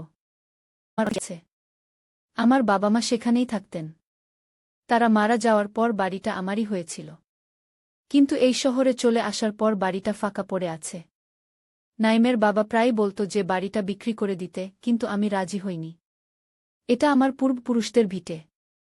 ঠিক আছে, আমি যাব আমি বললাম। দারুণ। আমরা কাল সকালেই রওনা দেব। রাত ৮টার ট্রেন ধরব। পরের দিন সকালে আমরা বাড়ি থেকে বের হলাম। আমি একটু চিন্তিত ছিলাম। নাইম কী ধরনের গবেষণা করছে? ও কেন আমাদের গ্রামের বাড়িতে যেতে চাইছে? কিন্তু আমি ভাবলাম, ওর পড়াশোনার জন্য যদি এটা করতে হয় তাহলে করা যাক। অন্তত পুরনো বাড়িটাও দেখা হবে। আমরা ট্রেন ধরলাম। ট্রেনে আমি নাইমকে জিজ্ঞেস করলাম, তোর সাথে আর কারা আসবে? নাইম বলল, আমার 2 ক্লাসমেট, রাহাত আর সজল। তারা সোজা গ্রামে যাবে। আমরা ওদের সাথে সেখানে দেখা করব। ট্রেন যত এগোতে লাগল, আমার মন ততই খারাপ হতে লাগল। এক অদ্ভুত আশঙ্কা আমাকে গ্রাস করতে লাগল। আমার মনে হতে লাগল, নাইম আমাকে সব কথা বলছে না। ওর চোখে আমি এক অদ্ভুত চাহনি দেখছিলাম, যেন ও কোনো গোপন কথা লুকিয়ে রেখেছে। নাইম, তুই কি আমাকে সব কথা বলছিস? আমি জিজ্ঞেস করলাম। নাইম আমার দিকে তাকাল। হ্যাঁ মা, কেন? কি হয়েছে? কিছু না। আমার মনে হচ্ছে তুই আমাকে কিছু লুকোচ্ছিস। নাইম হাসল। মা, তুমি এখনো সেই কথা ভাবছ? আমি তোমাকে বলে দিয়েছি সেটা শুধু একটা পরীক্ষা ছিল। আমি কোনো অসুস্থ মানসিকতার নই। চিন্তা করো না আগে। আমি চুপ করে গেলাম। কিন্তু আমার অস্বস্তি কমল না। আমরা দুপুরের পর গ্রামে পৌঁছালাম। স্টেশন থেকে আমাদের বাড়ি প্রায় 2 কিলোমিটার দূরে। আমরা রিকশা নিলাম। আমি পুরনো বাড়ি দেখার জন্য উদ্বিগ্ন হয়ে উঠলাম। কত বছর পর দেখব। রিকশা আমাদের বাড়ির সামনে নামিয়ে দিল। আমার চোখে পানি এসে গেল। এই বাড়িতেই আমার শৈশব কেটেছে। আমার বাবা মা এখানেই আমাকে মানুষ করেছেন। এখানেই আমি নাইমের বাবার সাথে প্রথম দেখা করেছিলাম। কত স্মৃতি জড়িয়ে আছে এই বাড়ির সাথে। বাড়িটা পুরনো হয়ে গেছে। দেয়ালে ফাটল ধরেছে। উঠোনে জঙ্গল হয়ে গেছে। আমি দীর্ঘশ্বাস ফেললাম। এমন অবস্থা হয়েছে আমার পূর্বপুরুষদের ভিটের। চলো ভিতরে যাই। নাইম দরজার দিকে এগোল। আমি ওর পিছনে চললাম। দরজায় তালা ঝুলছিল। নাইম পকেট থেকে চাবি বের করল। তোর কাছে চাবি আছে? আমি অবাক হয়ে জিজ্ঞেস করলাম। হ্যাঁ মা। আমি জানতাম আমরা আসব এখানে। তাই আগে থেকেই চাবি নিয়ে এসেছি। কিন্তু চাবি তো আমার কাছে ছিল। তুই কোথায় পেলি? নাইম একবার আমার দিকে তাকাল। বাবার কাছে ছিল। আমি ওর কাছ থেকে নিয়েছি। আমি আর কিছু বললাম না। কিন্তু আমার মনে অস্বস্তি বাড়তে লাগল। নাইম তালা খুলল। আমরা ভিতরে ঢুকলাম। বাড়ির ভিতরটা অন্ধকার। লোডশেডিং চলছে বোধহয়। নাইম মোবাইলের ফ্ল্যাশ জ্বালল। আমি দেখি বিদ্যুৎ আছে কিনা বলে নাইম একটা সুইচ টিপল। বাতি জ্বলে উঠল। দেখো, বিদ্যুৎ আছে। আমি অবাক হলাম। এতদিন পর বিদ্যুৎ আছে কিভাবে? আমি বিদ্যুৎ বিলটা নিয়মিত দিই। আমাদের কাজে লাগবে বলে। আমি আরও অবাক হলাম। কেন নাইম বিদ্যুৎ বিল দিচ্ছে? ও কি নিয়মিত এই বাড়িতে আসে? আমাকে না বলে? কিন্তু কেন? আমার কথা বলার আগেই নাইম বলল, মা, তুমি ততক্ষণ উপরের ঘরটায় যাও। আমি রাহাত আর সজলকে ফোন করে দেখি তারা কোথায়। আমি উপরে চলে গেলাম। এই ঘরটাই আমার ছিল। এখানেই আমি বড় হয়েছি। ঘরের দিকে তাকিয়ে আমার চোখে পানি এসে গেল। কিন্তু পরক্ষণেই আমি চমকে উঠলাম। ঘরটা পরিষ্কার পরিচ্ছন্ন। মনে হচ্ছে কেউ নিয়মিত এই ঘর পরিষ্কার করে। বিছানায় তাকিয়ে আমি আরও অবাক হলাম। সেখানে কিছু মহিলাদের পোশাক রাখা আছে। এগুলো কার? আমি ঘর থেকে বের হয়ে আসলাম। নিচে নেমে দেখলাম নাইম কারো সাথে ফোনে কথা বলছে। হ্যাঁ, মা এসেছে আমার সাথে। না, এখনো কিছু বলিনি। হ্যাঁ, আজ রাতেই সব ঠিক হয়ে যাবে। না, চিন্তা করো না। হ্যাঁ, তারপর আমরা বিদেশে চলে যাব। আমি চমকে উঠলাম। নাইম, কার সাথে কথা বলছিস? কি বলছিস? নাইম চমকে গেল। ফোনটা কেটে দিল। কিছু না মা। রাহাতের সাথে কথা বলছিলাম। কি বলছিলি? বিদেশে যাওয়ার কথা? কি হচ্ছে এসব? নাইম এগিয়ে এলো। কিছু না মা। তুমি কি কিছু খাবে? আমি কিছু খাবার এনেছি গু। উপরের ঘরে মহিলাদের পোশাক কেন? ওই ঘরটা এত পরিষ্কার কেন? কি হচ্ছে এখানে নাইম? তুই কি নিয়মিত এখানে আসিস? নাইমের মুখ পাংশু হয়ে গেল। মা, আমি তোমাকে সব বলবো। কিন্তু আগে তুমি একটু জিরিয়ে নাও। তারপর কথা বলবো। না, আমি এখনই জানতে চাই। নাইম দীর্ঘশ্বাস ফেলল। ঠিক আছে গি। ও টেবিলের উপর থেকে একটা ব্যাগ নিল। ব্যাগ থেকে কিছু কাগজ বের করল। আমার দিকে এগিয়ে দিল। এই নাও। আমি কাগজগুলো নিলাম। সেগুলো দেখে আমি চমকে উঠলাম। এগুলো ব্যাংকের কাগজপত্র, জমির দলিল, আর আমার মৃত্যুর পর সম্পত্তির মালিকানার কাগজ। এগুলো কি নাইম? এগুলো কোথায় পেলি? নাইম আমার দিকে তাকাল। ওর চোখে এক অদ্ভুত দৃষ্টি। সেই দৃষ্টি দেখে আমার শরীর শিউরে উঠল। মা, তুমি আমাকে ইউনিভার্সিটিতে পাঠাতে চেয়েছিলে। কিন্তু তোমার কাছে টাকা ছিল না। বাবা তোমাকে ছেড়ে চলে গেছে। আমার টিউশন ফি, থাকার খরচ সব তুমি একাই বহন করছ। আমি জানি তুমি কত কষ্ট করছ। তাই তাই আমি ভাবলাম, কেন আমরা এই গ্রামের বাড়িটা বিক্রি করে দিই না? এটা বিক্রি করলে আমরা অনেক টাকা পাব। কিন্তু তুমি রাজি হওনি কখনো গো। তারপর তারপর আমি চিন্তা করলাম, যদি তুমি না থাকো তাহলে এই বাড়ি আমারই হবে। আমি যা খুশি করতে পারব। আমি চমকে উঠলাম। কি বলছিস তুই নাইম? হ্যাঁ মা, আমি তোমাকে মেরে ফেলার পরিকল্পনা করেছিলাম। তোমার মৃত্যুর পর আমি এই বাড়ি বিক্রি করে দিতাম। সেই টাকা দিয়ে বিদেশে চলে যেতাম গু। আমি বিশ্বাস করতে পারছিলাম না। আমার ছেলে আমাকে মেরে ফেলার পরিকল্পনা করেছে। আমার পা কাঁপতে লাগল। কিন্তু তারপর আমি ভাবলাম, এতে অনেক ঝামেলা হবে। পুলিশ তদন্ত করবে, আমাকে সন্দেহ করবে। তাই আমি অন্য পরিকল্পনা করলাম গু। কি পরিকল্পনা? আমি মিতাকে বিয়ে করব। মিতা আমার ক্লাসমেট। ও তোমার মতোই দেখতে। বয়সও তোমার মতো, 40 বছর। আমরা তোমাকে এই বাড়িতে আটকে রাখব। আর মিতা তোমার পরিচয় নিয়ে শহরে ফিরে যাবে। সবাই ভাববে তুমিই ফিরে গেছ। আসলে তুমি এখানে আটকা পড়ে থাকবে, আর মিতা তোমার নামে সব সম্পত্তি বিক্রি করে দেবে। তারপর আমরা দুজন বিদেশে চলে যাব। আমি শিউরে উঠলাম। আমার নিজের ছেলে আমার সাথে এমন করবে? আমি যে ওকে এত ভালোবাসি। আমি যে ওর জন্য সব কিছু করতে পারি। মা, চিন্তা করো না। তোমাকে মারা হবে না। তুমি এখানেই থাকবে। আমি তোমাকে খাবার দেব। কেউ জানবে না তুমি এখানে আছো। আমরা যখন বিদেশে চলে যাব তখন তোমাকে মুক্তি দেব গু। আমি কোনো কথা বলতে পারছিলাম না। আমার সারা শরীর কাঁপছিল। কিন্তু নাইম, তুই আমাকে বিয়ের প্রস্তাব দিয়েছিলি কেন? সেটা কি তোর পরীক্ষার অংশ ছিল না? নাইম হাসল। হ্যাঁ মা, সেটা একটা ফাঁদ ছিল। আমি তোমাকে ভয় দেখাতে চেয়েছিলাম। তুমি যদি সেই প্রস্তাবে রাজি হতে, তাহলে আমি তোমাকে এখানে নিয়ে এসে বন্দি করে রাখতাম। আর যদি রাজি না হও, তবুও আমি তোমাকে এখানে নিয়ে আসতাম, যা আমি এখন করেছি। আমি বিস্ফোরিত চোখে নাইমের দিকে তাকিয়ে রইলাম। কিন্তু নাইম, আমি তোর মা। আমি তোকে জন্ম দিয়েছি। আমি তোকে মানুষ করেছি। তুই কিভাবে আমার সাথে এমন করতে পারিস? নাইম নিষ্ঠুরভাবে হাসল। টাকার জন্য মা, টাকার জন্য। আমি মিতাকে ভালোবাসি। ও আমাকে সুখী করবে। কিন্তু আমাদের টাকার দরকার। এমন সময় বাইরে গাড়ির শব্দ হল। আমি চমকে উঠলাম। ওটা কি? আমি জিজ্ঞেস করলাম। মিতা এসে গেছে কি? নাইম উত্তর দিল। আমার মাথা ঘুরতে লাগল। আমি কি করব? আমি কিভাবে বাঁচব? আমি ভাবতে লাগলাম। নাইমের হাতে কোনো অস্ত্র নেই। কিন্তু ও আমার চেয়ে অনেক শক্তিশালী। আমি ওর সাথে লড়াই করতে পারব না। দরজা খুলে গেল। একজন মহিলা ঢুকল। আমি অবাক হয়ে দেখলাম, সে আমার মতোই দেখতে। একই রকম চুল, একই রকম শরীরের গড়ন। দূর থেকে দেখলে মনে হবে ওই আমি। মিতা। নাইম এগিয়ে গেল। আমি মনে মনে চিন্তা করতে লাগলাম, কিভাবে এই পরিস্থিতি থেকে বের হব? আমার চোখে পড়ল দরজার কাছে আর একজন লোক দাঁড়িয়ে আছে। সে দেখতে নাইমের মতোই। কিন্তু সে নাইম নয়। তাহলে কে? মিতা আমার দিকে তাকাল। এই যে আপা।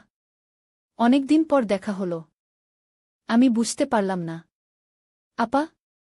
মিতা আমাকে আপা বলছে কেন? ঘরে ঢোকা লোকটি এগিয়ে এলো। মা, আপনি ঠিক আছেন তো? আমি আরও বিভ্রান্ত হলাম। এই লোকটি আমাকে মা বলছে কেন? ওকে। লোকটি নাইমের দিকে তাকাল। ভাইজা, আপনি মাকে কি বলেছেন? নাইম মিতার দিকে তাকিয়ে হাসল। আমি ওকে সব বলে দিয়েছি। ও এখন সব জানে। লোকটি এবার আমার দিকে ফিরল। মা, আমি রাহাত। নাইম ভাইয়ার ছোট ভাই। আমি আরও বিভ্রান্ত হলাম। রাহাত? নাইমের ভাই? কিন্তু নাইমের তো কোনো ভাই নেই। এবার মিতা এগিয়ে এলো। আপা, আপনি ঠিক আছেন তো? আমি মিতা, আপনার ছোট বোন। আমি কিছুই বুঝতে পারছিলাম না। আমার কোনো বোন নেই। আমি একমাত্র সন্তান। আমার বাবা মার আর কোনো সন্তান ছিল না। তাহলে এই মেয়েটি আমাকে বোন বলছে কেন? এসব কি হচ্ছে? তোমরা কারা? কি চাও তোমরা? মিতা আমার হাত ধরল। আপা, আপনি কিছুই মনে করতে পারছেন না? আপনি আমাদের চিনতে পারছেন না? আমি হাত ছাড়িয়ে নিলাম। তোমরা কে? নাইম, এই লোকগুলো কারা? নাইম এবার অন্য একজনের দিকে তাকাল, যিনি এতক্ষণ দরজার বাইরে দাঁড়িয়েছিলেন। ডাক্তার সাহেব, আপনি ভিতরে আসুন। একজন মধ্যবয়সী ভদ্রলোক ঘরে ঢুকলেন। তার হাতে একটা ব্যাগ। এই যে নাজনীন। কেমন আছেন? ডাক্তার, আমার নাম জানেন কিভাবে? নাজনীন আপা, আপনি আবার ওষুধ খাওয়া বন্ধ করে দিয়েছেন, তাই না? মিতা জিজ্ঞেস করল। আমি কিছুই বুঝতে পারছিলাম না। ওষুধ? কি ওষুধ? আমি তো কোনো ওষুধ খাই না। ডাক্তার নাইমের দিকে তাকালেন। কতদিন হয়েছে? 2 সপ্তাহ। নাইম উত্তর দিল। আমি মাকে ওষুধ দিয়েছিলাম, কিন্তু মা খাননি। আমি বুঝতে পারিনি। তারপর গতকাল রাতে মা আমাকে বললেন আমি নাকি তাকে বিয়ে করতে চাই। তখন আমি বুঝলাম মা আবার অসুস্থ হয়ে পড়েছেন। আমি চিৎকার করে উঠলাম। এসব কি বলছিস তুই? আমি অসুস্থ নই। তুই আমাকে বিয়ের প্রস্তাব দিয়েছিলি। তুই বলেছিলি তুই আমাকে আটকে রাখবি এই বাড়িতে। ডাক্তার এবার আমার দিকে এগিয়ে এলেন। নাজনীন, আপনার মনে আছে আপনি কে? অবশ্যই। আমি নাজনীন, নাইমের মা। হ্যাঁ, ঠিক আছে। আপনি নাজনীন। কিন্তু আপনি নাইমের মা নন। আপনি নাইমের বড় বোন। আমি ডাক্তারের দিকে অবাক হয়ে তাকালাম। কি বলছেন আপনি? আমি নাইমের মা। আমি ওকে জন্ম দিয়েছি। ডাক্তার মাথা নাড়লেন। না নাজনীন, আপনি নাইমের বড় বোন। আপনাদের মা-বাবা 10 বছর আগে একটি দুর্ঘটনায় মারা গেছেন। সেই থেকে আপনি নাইম, রাহাত আর মিতাকে মানুষ করেছেন। আপনি ওদের বড় বোন। আমি বিশ্বাস করতে পারছিলাম না। এসব কি বলছেন ডাক্তার? আপনার বয়স 40 নয় নাজনীন। আপনার বয়স মাত্র 30। কিন্তু আপনার একটি মানসিক রোগ আছে। আপনি মাঝে মাঝে ভুলে যান আপনি কে। আপনি নিজেকে আপনার মা বলে মনে করেন। আপনি মনে করেন আপনি 40 বছরের একজন মহিলা। আসলে আপনি 30 বছরের একজন তরুণী। আমার মাথা ঘুরতে লাগল। আমি কি স্বপ্ন দেখছি? ডাক্তার চালিয়ে গেলেন। নাইমের বয়স 23 নয়, তার বয়স 18। রাহাতের বয়স 16। আর মিতার বয়স 14। আপনি ওদের বড় বোন। আপনার বয়স 30। আপনাদের মা-বাবা 10 বছর আগে মারা গেছেন। সেই থেকে আপনি ওদের দেখাশোনা করছেন। না, এটা সত্যি নয়। এটা কোনো ষড়যন্ত্র। নাইম আমাকে আটকে রাখতে চায়, তাই এই গল্প বানিয়েছে। নাইম আমার কাছে এলো। আপা, আমি তোমাকে বিয়ের প্রস্তাব দেইনি। তুমি নিজেই আমাকে বললে আমি তোমাকে বিয়ের প্রস্তাব দিয়েছি। আমি জানতাম তুমি আবার অসুস্থ হয়ে পড়েছ। তাই আমি তোমাকে মিতার সাথে আলাপ করাতে চেয়েছিলাম। মিতা তোমাকে দেখে সবসময় বলে তুমি এক্কেবারে আমাদের মায়ের মতো দেখতে। ডাক্তার ওর ব্যাগ থেকে কিছু ছবি বের করলেন। এই যে নাজনীন, এগুলো দেখুন। আমি ছবিগুলো নিলাম। একটি ছবিতে আমি, নাইম, রাহাত আর মিতা একসাথে আছি। কিন্তু আমি দেখতে অনেক ছোট। আমি 30 বছরের মতো দেখাচ্ছি, 40 নয়। অন্য একটি ছবিতে আমার বাবা মা আছেন। তাদের সাথে আমরা 4 জন। এটা সম্ভব নয়। এগুলো ফটোশপ করা ছবি, আমি চিৎকার করে উঠলাম। ডাক্তার মাথা নাড়লেন। না নাজনীন, এগুলো আসল ছবি। আপনার একটি মানসিক রোগ আছে। এটার নাম ডিলিউশনাল ডিসঅর্ডার। আপনি কখনো কখনো বাস্তবতা হারিয়ে ফেলেন। আপনি নিজেকে আপনার মা বলে মনে করেন। আপনি মনে করেন আপনি ওদের মা, কিন্তু আসলে আপনি ওদের বড় বোন। আমি ডাক্তারের দিকে তাকালাম। কি প্রমাণ আছে আপনার কাছে? ডাক্তার আরও কিছু কাগজ বের করলেন। এই যে আপনার জন্ম সার্টিফিকেট, এটাতে আপনার জন্ম তারিখ লেখা আছে। আপনার বয়স 30-40 নয়। আমি সার্টিফিকেটটি দেখলাম। সেখানে আমার নাম আছে, আমার জন্ম তারিখ আছে। সেটা অনুযায়ী আমার বয়স সত্যিই 30। আমি আর একটু দম নিলাম। কিন্তু আমি মনে করি আমি নাইমের মা। আমি ওকে জন্ম দিয়েছি। ডাক্তার মাথা নাড়লেন। না নাজনীন, আপনি নাইমের বড় বোন। আপনার বয়স 30, নাইমের বয়স 18। আপনি 12 বছরের সময় নাইমের জন্ম দিতে পারেন না, তাই না? আমি চুপ করে গেলাম। আমার 12 বছর বয়সে সন্তান হওয়া অসম্ভব। আপনার মা বাবা একটি দুর্ঘটনায় মারা গেছেন 10 বছর আগে। তখন আপনার বয়স ছিল 20। আপনি আপনার ভাইবোনদের দেখাশোনা করার দায়িত্ব নিয়েছিলেন। সেই থেকে আপনি ওদের মায়ের মতো দেখাশোনা করছেন। আর মাঝে মাঝে আপনি মনে করেন আপনি ওদের মা। নাইম এগিয়ে এলো। আপা, আমরা তোমাকে নিয়ে চিন্তিত। তুমি আবার ঔষধ খাওয়া বন্ধ করে দিয়েছ। আমরা জানতাম এরকম কিছু হবে, তাই আমরা তোমাকে এখানে নিয়ে এসেছি। এখানে আমরা সবাই মিলে থাকব কিছুদিন। তারপর তোমার ডাক্তারের ক্লিনিকে যাব। সেখানে ডাক্তার তোমাকে আবার সুস্থ করে তুলবেন। ঠিক আছে? আমি ধীরে ধীরে মাথা নাড়লাম। আমি এখনও বিভ্রান্ত। আমি কি সত্যিই নাইমের বড় বোন? আমি কি সত্যিই মানসিক রোগী? আমি ডাক্তারের দিকে তাকালাম। আপনি আমাকে সুস্থ করতে পারবেন? ডাক্তার হাসলেন। অবশ্যই নাজনীন। আপনি আবার সুস্থ হয়ে উঠবেন। আপনি আবার আপনার আসল পরিচয় ফিরে পাবেন। আপনি আবার মনে করবেন আপনি নাইম, রাহাত আর মিতার বড় বোন। আপনি আবার সবকিছু মনে করতে পারবেন। আমি চোখ বন্ধ করলাম। আমার মাথা এখনো ঘুরছে। আমি কোন সত্যটা বিশ্বাস করব? আমি কি সত্যিই নাইমের মা, নাকি আমি ওর বড় বোন? মিতা এসে আমাকে জড়িয়ে ধরল। আপা, আমরা তোমাকে ভালোবাসি। আমরা তোমাকে সুস্থ করে তুলব। তুমি আবার আমাদের সেই আপা হয়ে উঠবে, যে আমাদের দেখাশোনা করে, যে আমাদের সাহস দেয়, যে আমাদের প্রতিপালন করে। কি? আমি মিতাকে জড়িয়ে ধরলাম। আস্তে আস্তে আমার চোখে পানি এলো। আমার বাবা মা সেখানেই থাকতেন। তারা মারা যাওয়ার পর বাড়িটা আমারই হয়েছিল।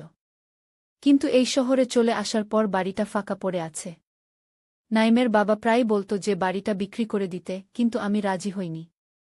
এটা আমার পূর্বপুরুষদের ভিটে। ঠিক আছে, আমি যাব। আমি বললাম। দারুণ। আমরা কাল সকালেই রওনা দেব। রাত 8টার ট্রেন ধরব। পরের দিন সকালে আমরা বাড়ি থেকে বের হলাম। আমি একটু চিন্তিত ছিলাম। নাইম কি ধরনের গবেষণা করছে? ও কেন আমাদের গ্রামের বাড়িতে যেতে চাইছে? কিন্তু আমি ভাবলাম ওর পড়াশোনার জন্য যদি এটা করতে হয় তাহলে করা যাক। অন্তত পুরনো বাড়িটাও দেখা হবে। আমরা ট্রেন ধরলাম। ট্রেনে আমি নাইমকে জিজ্ঞেস করলাম, তোর সাথে আর কারা আসবে?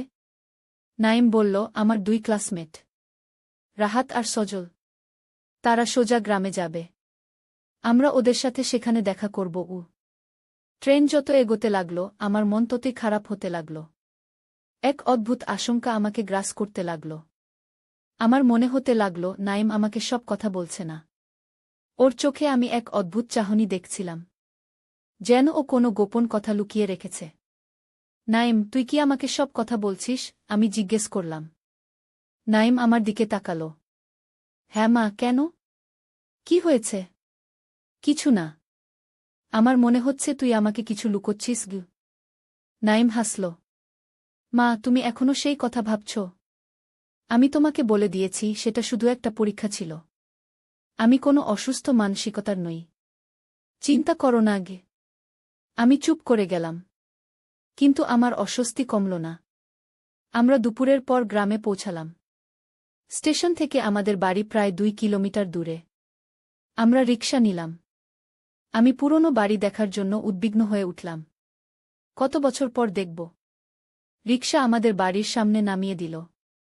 আমার চোখে পানি এসে গেল। এই বাড়িতেই আমার শৈশব কেটেছে। আমার বাবা মা এখানেই আমাকে মানুষ করেছেন। এখানেই আমি নাইমের বাবার সাথে প্রথম দেখা করেছিলাম। কত স্মৃতি জড়িয়ে আছে এই বাড়ির সাথে। বাড়িটা পুরনো হয়ে গেছে। দেয়ালে ফাটল ধরেছে। উঠোনে জঙ্গল হয়ে গেছে। আমি দীর্ঘশ্বাস ফেললাম। এমন অবস্থা হয়েছে আমার পূর্বপুরুষদের ভিটের। চলো ভিতরে যাই। নাইম দরজার দিকে এগোল। আমি ওর পিছনে চললাম। দরজায় তালা ঝুলছিল। নাইম পকেট থেকে চাবি বের করল।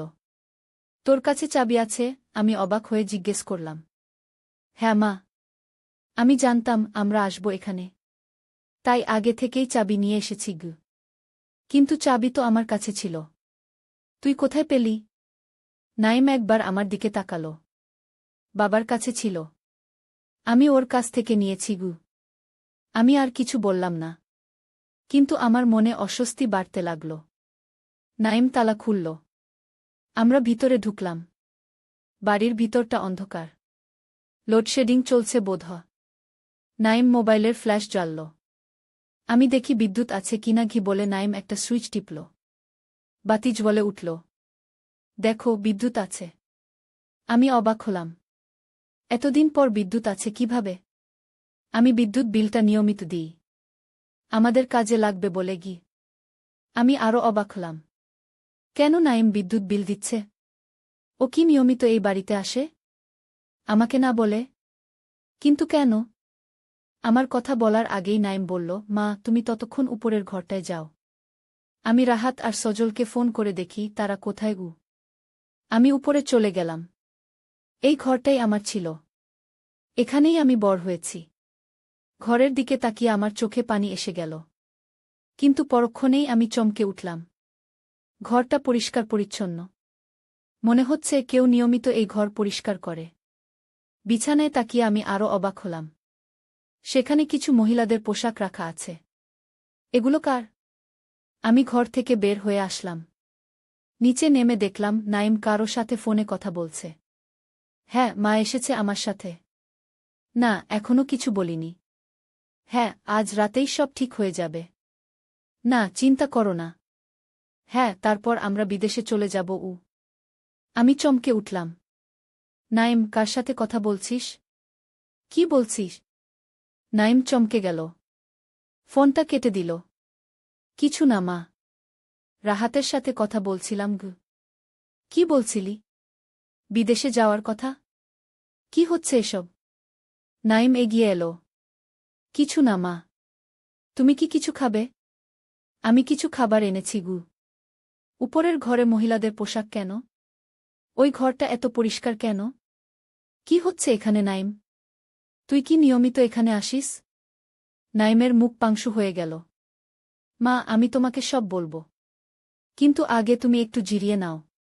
তারপর কথা বলবো। না আমি এখনই জানতে চাই। নাইম দীর্ঘশ্বাস ফেলল। ঠিক আছে গি। ও টেবিলের উপর থেকে একটা ব্যাগ নিল। ব্যাগ থেকে কিছু কাগজ বের করল। আমার দিকে এগিয়ে দিল। এই নাও। আমি কাগজগুলো নিলাম। সেগুলো দেখে আমি চমকে উঠলাম। এগুলো ব্যাংকের কাগজপত্র। জমির দলিল। আর আমার মৃত্যুর পর সম্পত্তির মালিকানার কাগজ। এগুলো কি নাইম? এগুলো কোথায় পেলি? নাইম আমার দিকে তাকাল। ওর চোখে এক অদ্ভুত দৃষ্টি। সেই দৃষ্টি দেখে আমার শরীর শিউরে উঠল। মা তুমি আমাকে ইউনিভার্সিটিতে পাঠাতে চেয়েছিলে। কিন্তু তোমার কাছে টাকা ছিল না। বাবা তোমাকে ছেড়ে চলে গেছে। আমার টিউশন ফি থাকার খরচ সব তুমি একাই বহন করছ। আমি জানি তুমি কত কষ্ট করছ। তাই আমি ভাবলাম কেন আমরা এই গ্রামের বাড়িটা বিক্রি করে দিই না? এটা বিক্রি করলে আমরা অনেক টাকা পাব। কিন্তু তুমি রাজি হওনি কখনো গো। তারপর আমি চিন্তা করলাম যদি তুমি না থাকো তাহলে এই বাড়ি আমারই হবে। আমি যা খুশি করতে পারব। আমি চমকে উঠলাম। কি বলছিস তুই নাইম? হ্যাঁ মা। আমি তোমাকে মেরে ফেলার পরিকল্পনা করেছিলাম। তোমার মৃত্যুর পর আমি এই বাড়ি বিক্রি করে দিতাম। সেই টাকা দিয়ে বিদেশে চলে যেতাম গু।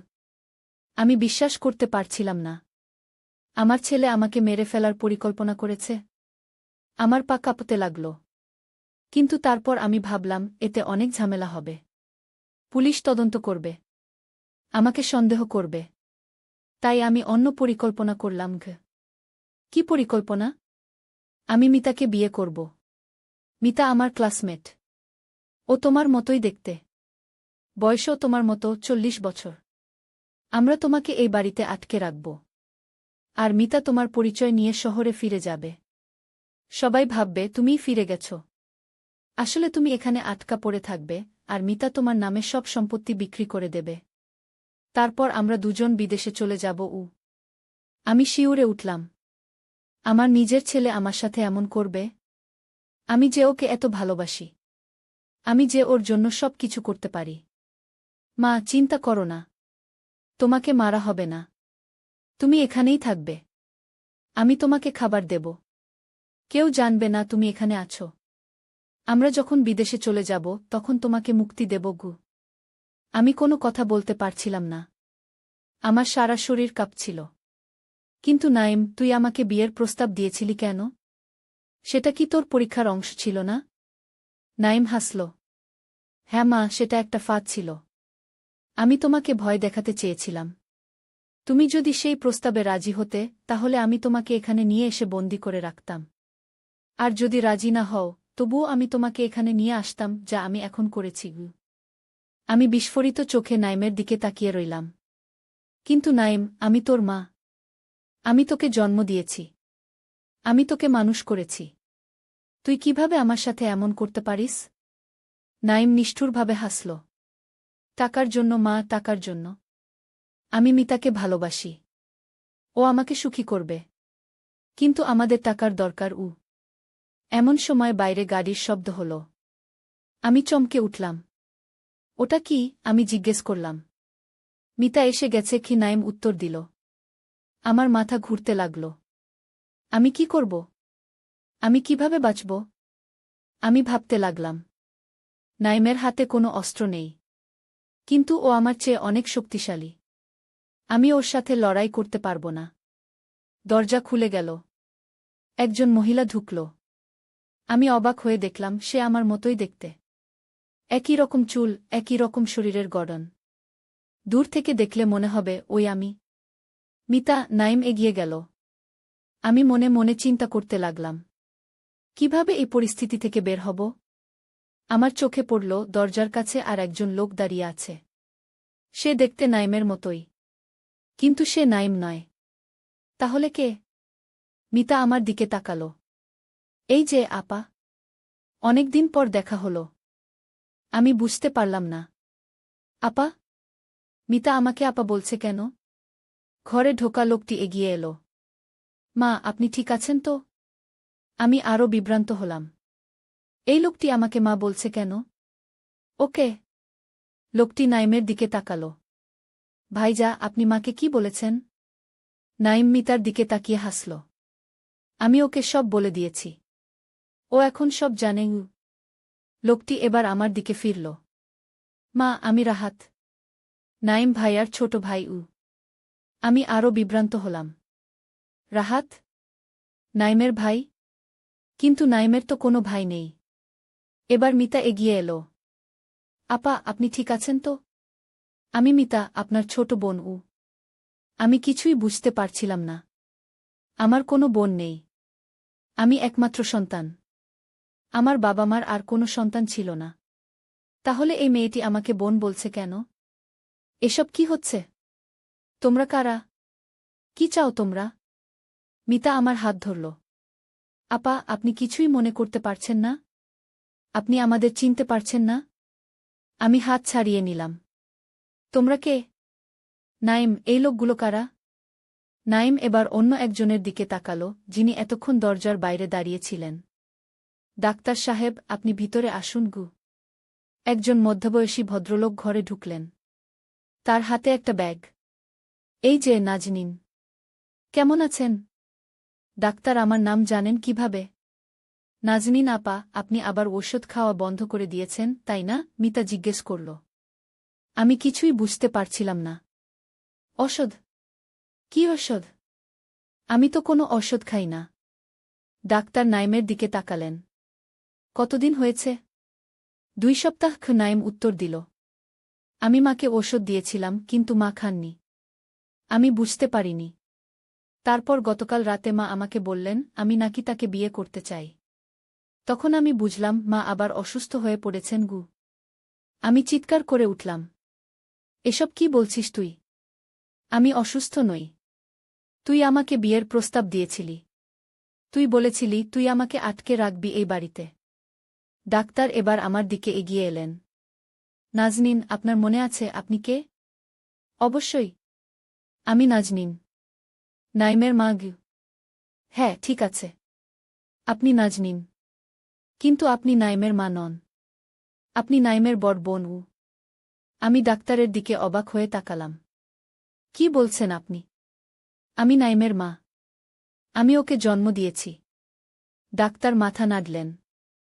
না নাজনীন, আপনি নাইমের বড় বোন।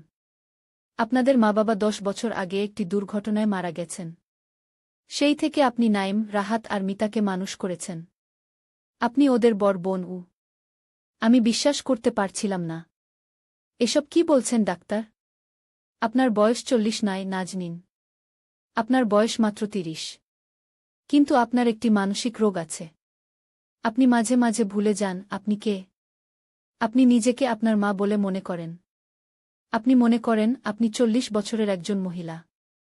আসলে আপনি 30 বছরের একজন তরুণী। আমার মাথা ঘুরতে লাগল। আমি কি স্বপ্ন দেখছি? ডাক্তার চালিয়ে গেলেন। নাইমের বয়স 23 নয়, তার বয়স 18। রাহাতের বয়স 16। আর মিতার বয়স 14। আপনি ওদের বড় বোন। আপনার বয়স 30। আপনাদের মা-বাবা 10 বছর আগে মারা গেছেন। সেই থেকে আপনি ওদের দেখাশোনা করছেন। না, এটা সত্যি নয়। এটা কোনো ষড়যন্ত্র। নাইম আমাকে আটকে রাখতে চায়, তাই এই গল্প বানিয়েছে। নাইম আমার কাছে এলো। আপা, আমি তোমাকে বিয়ের প্রস্তাব দেইনি। তুমি নিজেই আমাকে বললে আমি তোমাকে বিয়ের প্রস্তাব দিয়েছি। আমি জানতাম তুমি আবার অসুস্থ হয়ে পড়েছ। তাই আমি তোমাকে মিতার সাথে আলাপ করাতে চেয়েছিলাম। মিতা তোমাকে দেখে সবসময় বলে তুমি এক্কেবারে আমাদের মায়ের মতো দেখতে। ডাক্তার ওর ব্যাগ থেকে কিছু ছবি বের করলেন। এই যে নাজনীন, এগুলো দেখুন। আমি ছবিগুলো নিলাম। একটি ছবিতে আমি, নাইম, রাহাত আর মিতা একসাথে আছি। কিন্তু আমি দেখতে অনেক ছোট। আমি 30 বছরের মতো দেখাচ্ছি, 40 নয়। অন্য একটি ছবিতে আমার বাবা মা আছেন। তাদের সাথে আমরা 4 জন। এটা সম্ভব নয়। এগুলো ফটোশপ করা ছবি। আমি চিৎকার করে উঠলাম। ডাক্তার মাথা নাড়লেন। না নাজনীন, এগুলো আসল ছবি। আপনার একটি মানসিক রোগ আছে। এটার নাম ডিলিউশনাল ডিসঅর্ডার। আপনি কখনো কখনো বাস্তবতা হারিয়ে ফেলেন। আপনি নিজেকে আপনার মা বলে মনে করেন। আপনি মনে করেন আপনি ওদের মা। কিন্তু আসলে আপনি ওদের বড় বোন। আমি ডাক্তারের দিকে তাকালাম। কি প্রমাণ আছে আপনার কাছে? ডাক্তার আরও কিছু কাগজ বের করলেন। এই যে আপনার জন্ম সার্টিফিকেট। এটাতে আপনার জন্ম তারিখ লেখা আছে। আপনার বয়স 30, 40 নয়। আমি সার্টিফিকেটটি দেখলাম। সেখানে আমার নাম আছে।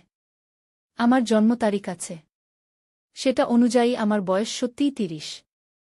আমি আর একটু দম নিলাম। কিন্তু আমি মনে করি আমি নাইমের মা। আমি ওকে জন্ম দিয়েছি। ডাক্তার মাথা নাড়লেন। না নাজনীন, আপনি নাইমের বড় বোন। আপনার বয়স 30, নাইমের বয়স 18। আপনি 12 বছরের সময় নাইমের জন্ম দিতে পারেন না, তাই না? আমি চুপ করে গেলাম। আমার 12 বছর বয়সে সন্তান হওয়া অসম্ভব। আপনার মা-বাবা একটি দুর্ঘটনায় মারা গেছেন 10 বছর আগে। তখন আপনার বয়স ছিল 20। আপনি আপনার ভাইবোনদের দেখাশোনা করার দায়িত্ব নিয়েছিলেন। সেই থেকে আপনি ওদের মায়ের মতো দেখাশোনা করছেন। আর মাঝে মাঝে আপনি মনে করেন আপনিই ওদের মা। নাইম এগিয়ে এলো। আপা, আমরা তোমাকে নিয়ে চিন্তিত। তুমি আবার ঔষধ খাওয়া বন্ধ করে দিয়েছ। আমরা জানতাম এরকম কিছু হবে। তাই আমরা তোমাকে এখানে নিয়ে এসেছি। এখানে আমরা সবাই মিলে থাকব কিছুদিন। তারপর তোমার ডাক্তারের ক্লিনিকে যাব। সেখানে ডাক্তার তোমাকে আবার সুস্থ করে তুলবেন। ঠিক আছে? আমি ধীরে ধীরে মাথা নাড়লাম। আমি এখনও বিভ্রান্ত। আমি কি সত্যিই নাইমের বড় বোন? আমি কি সত্যিই মানসিক রোগী? আমি ডাক্তারের দিকে তাকালাম। আপনি আমাকে সুস্থ করতে পারবেন? ডাক্তার হাসলেন। অবশ্যই নাজনীন।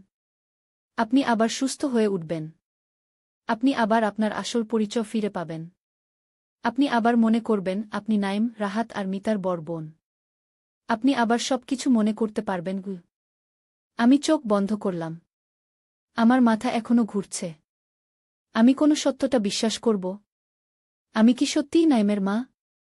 নাকি আমি ওর বড় বোন? মিতা এসে আমাকে জড়িয়ে ধরল। আপা, আমরা তোমাকে ভালোবাসি।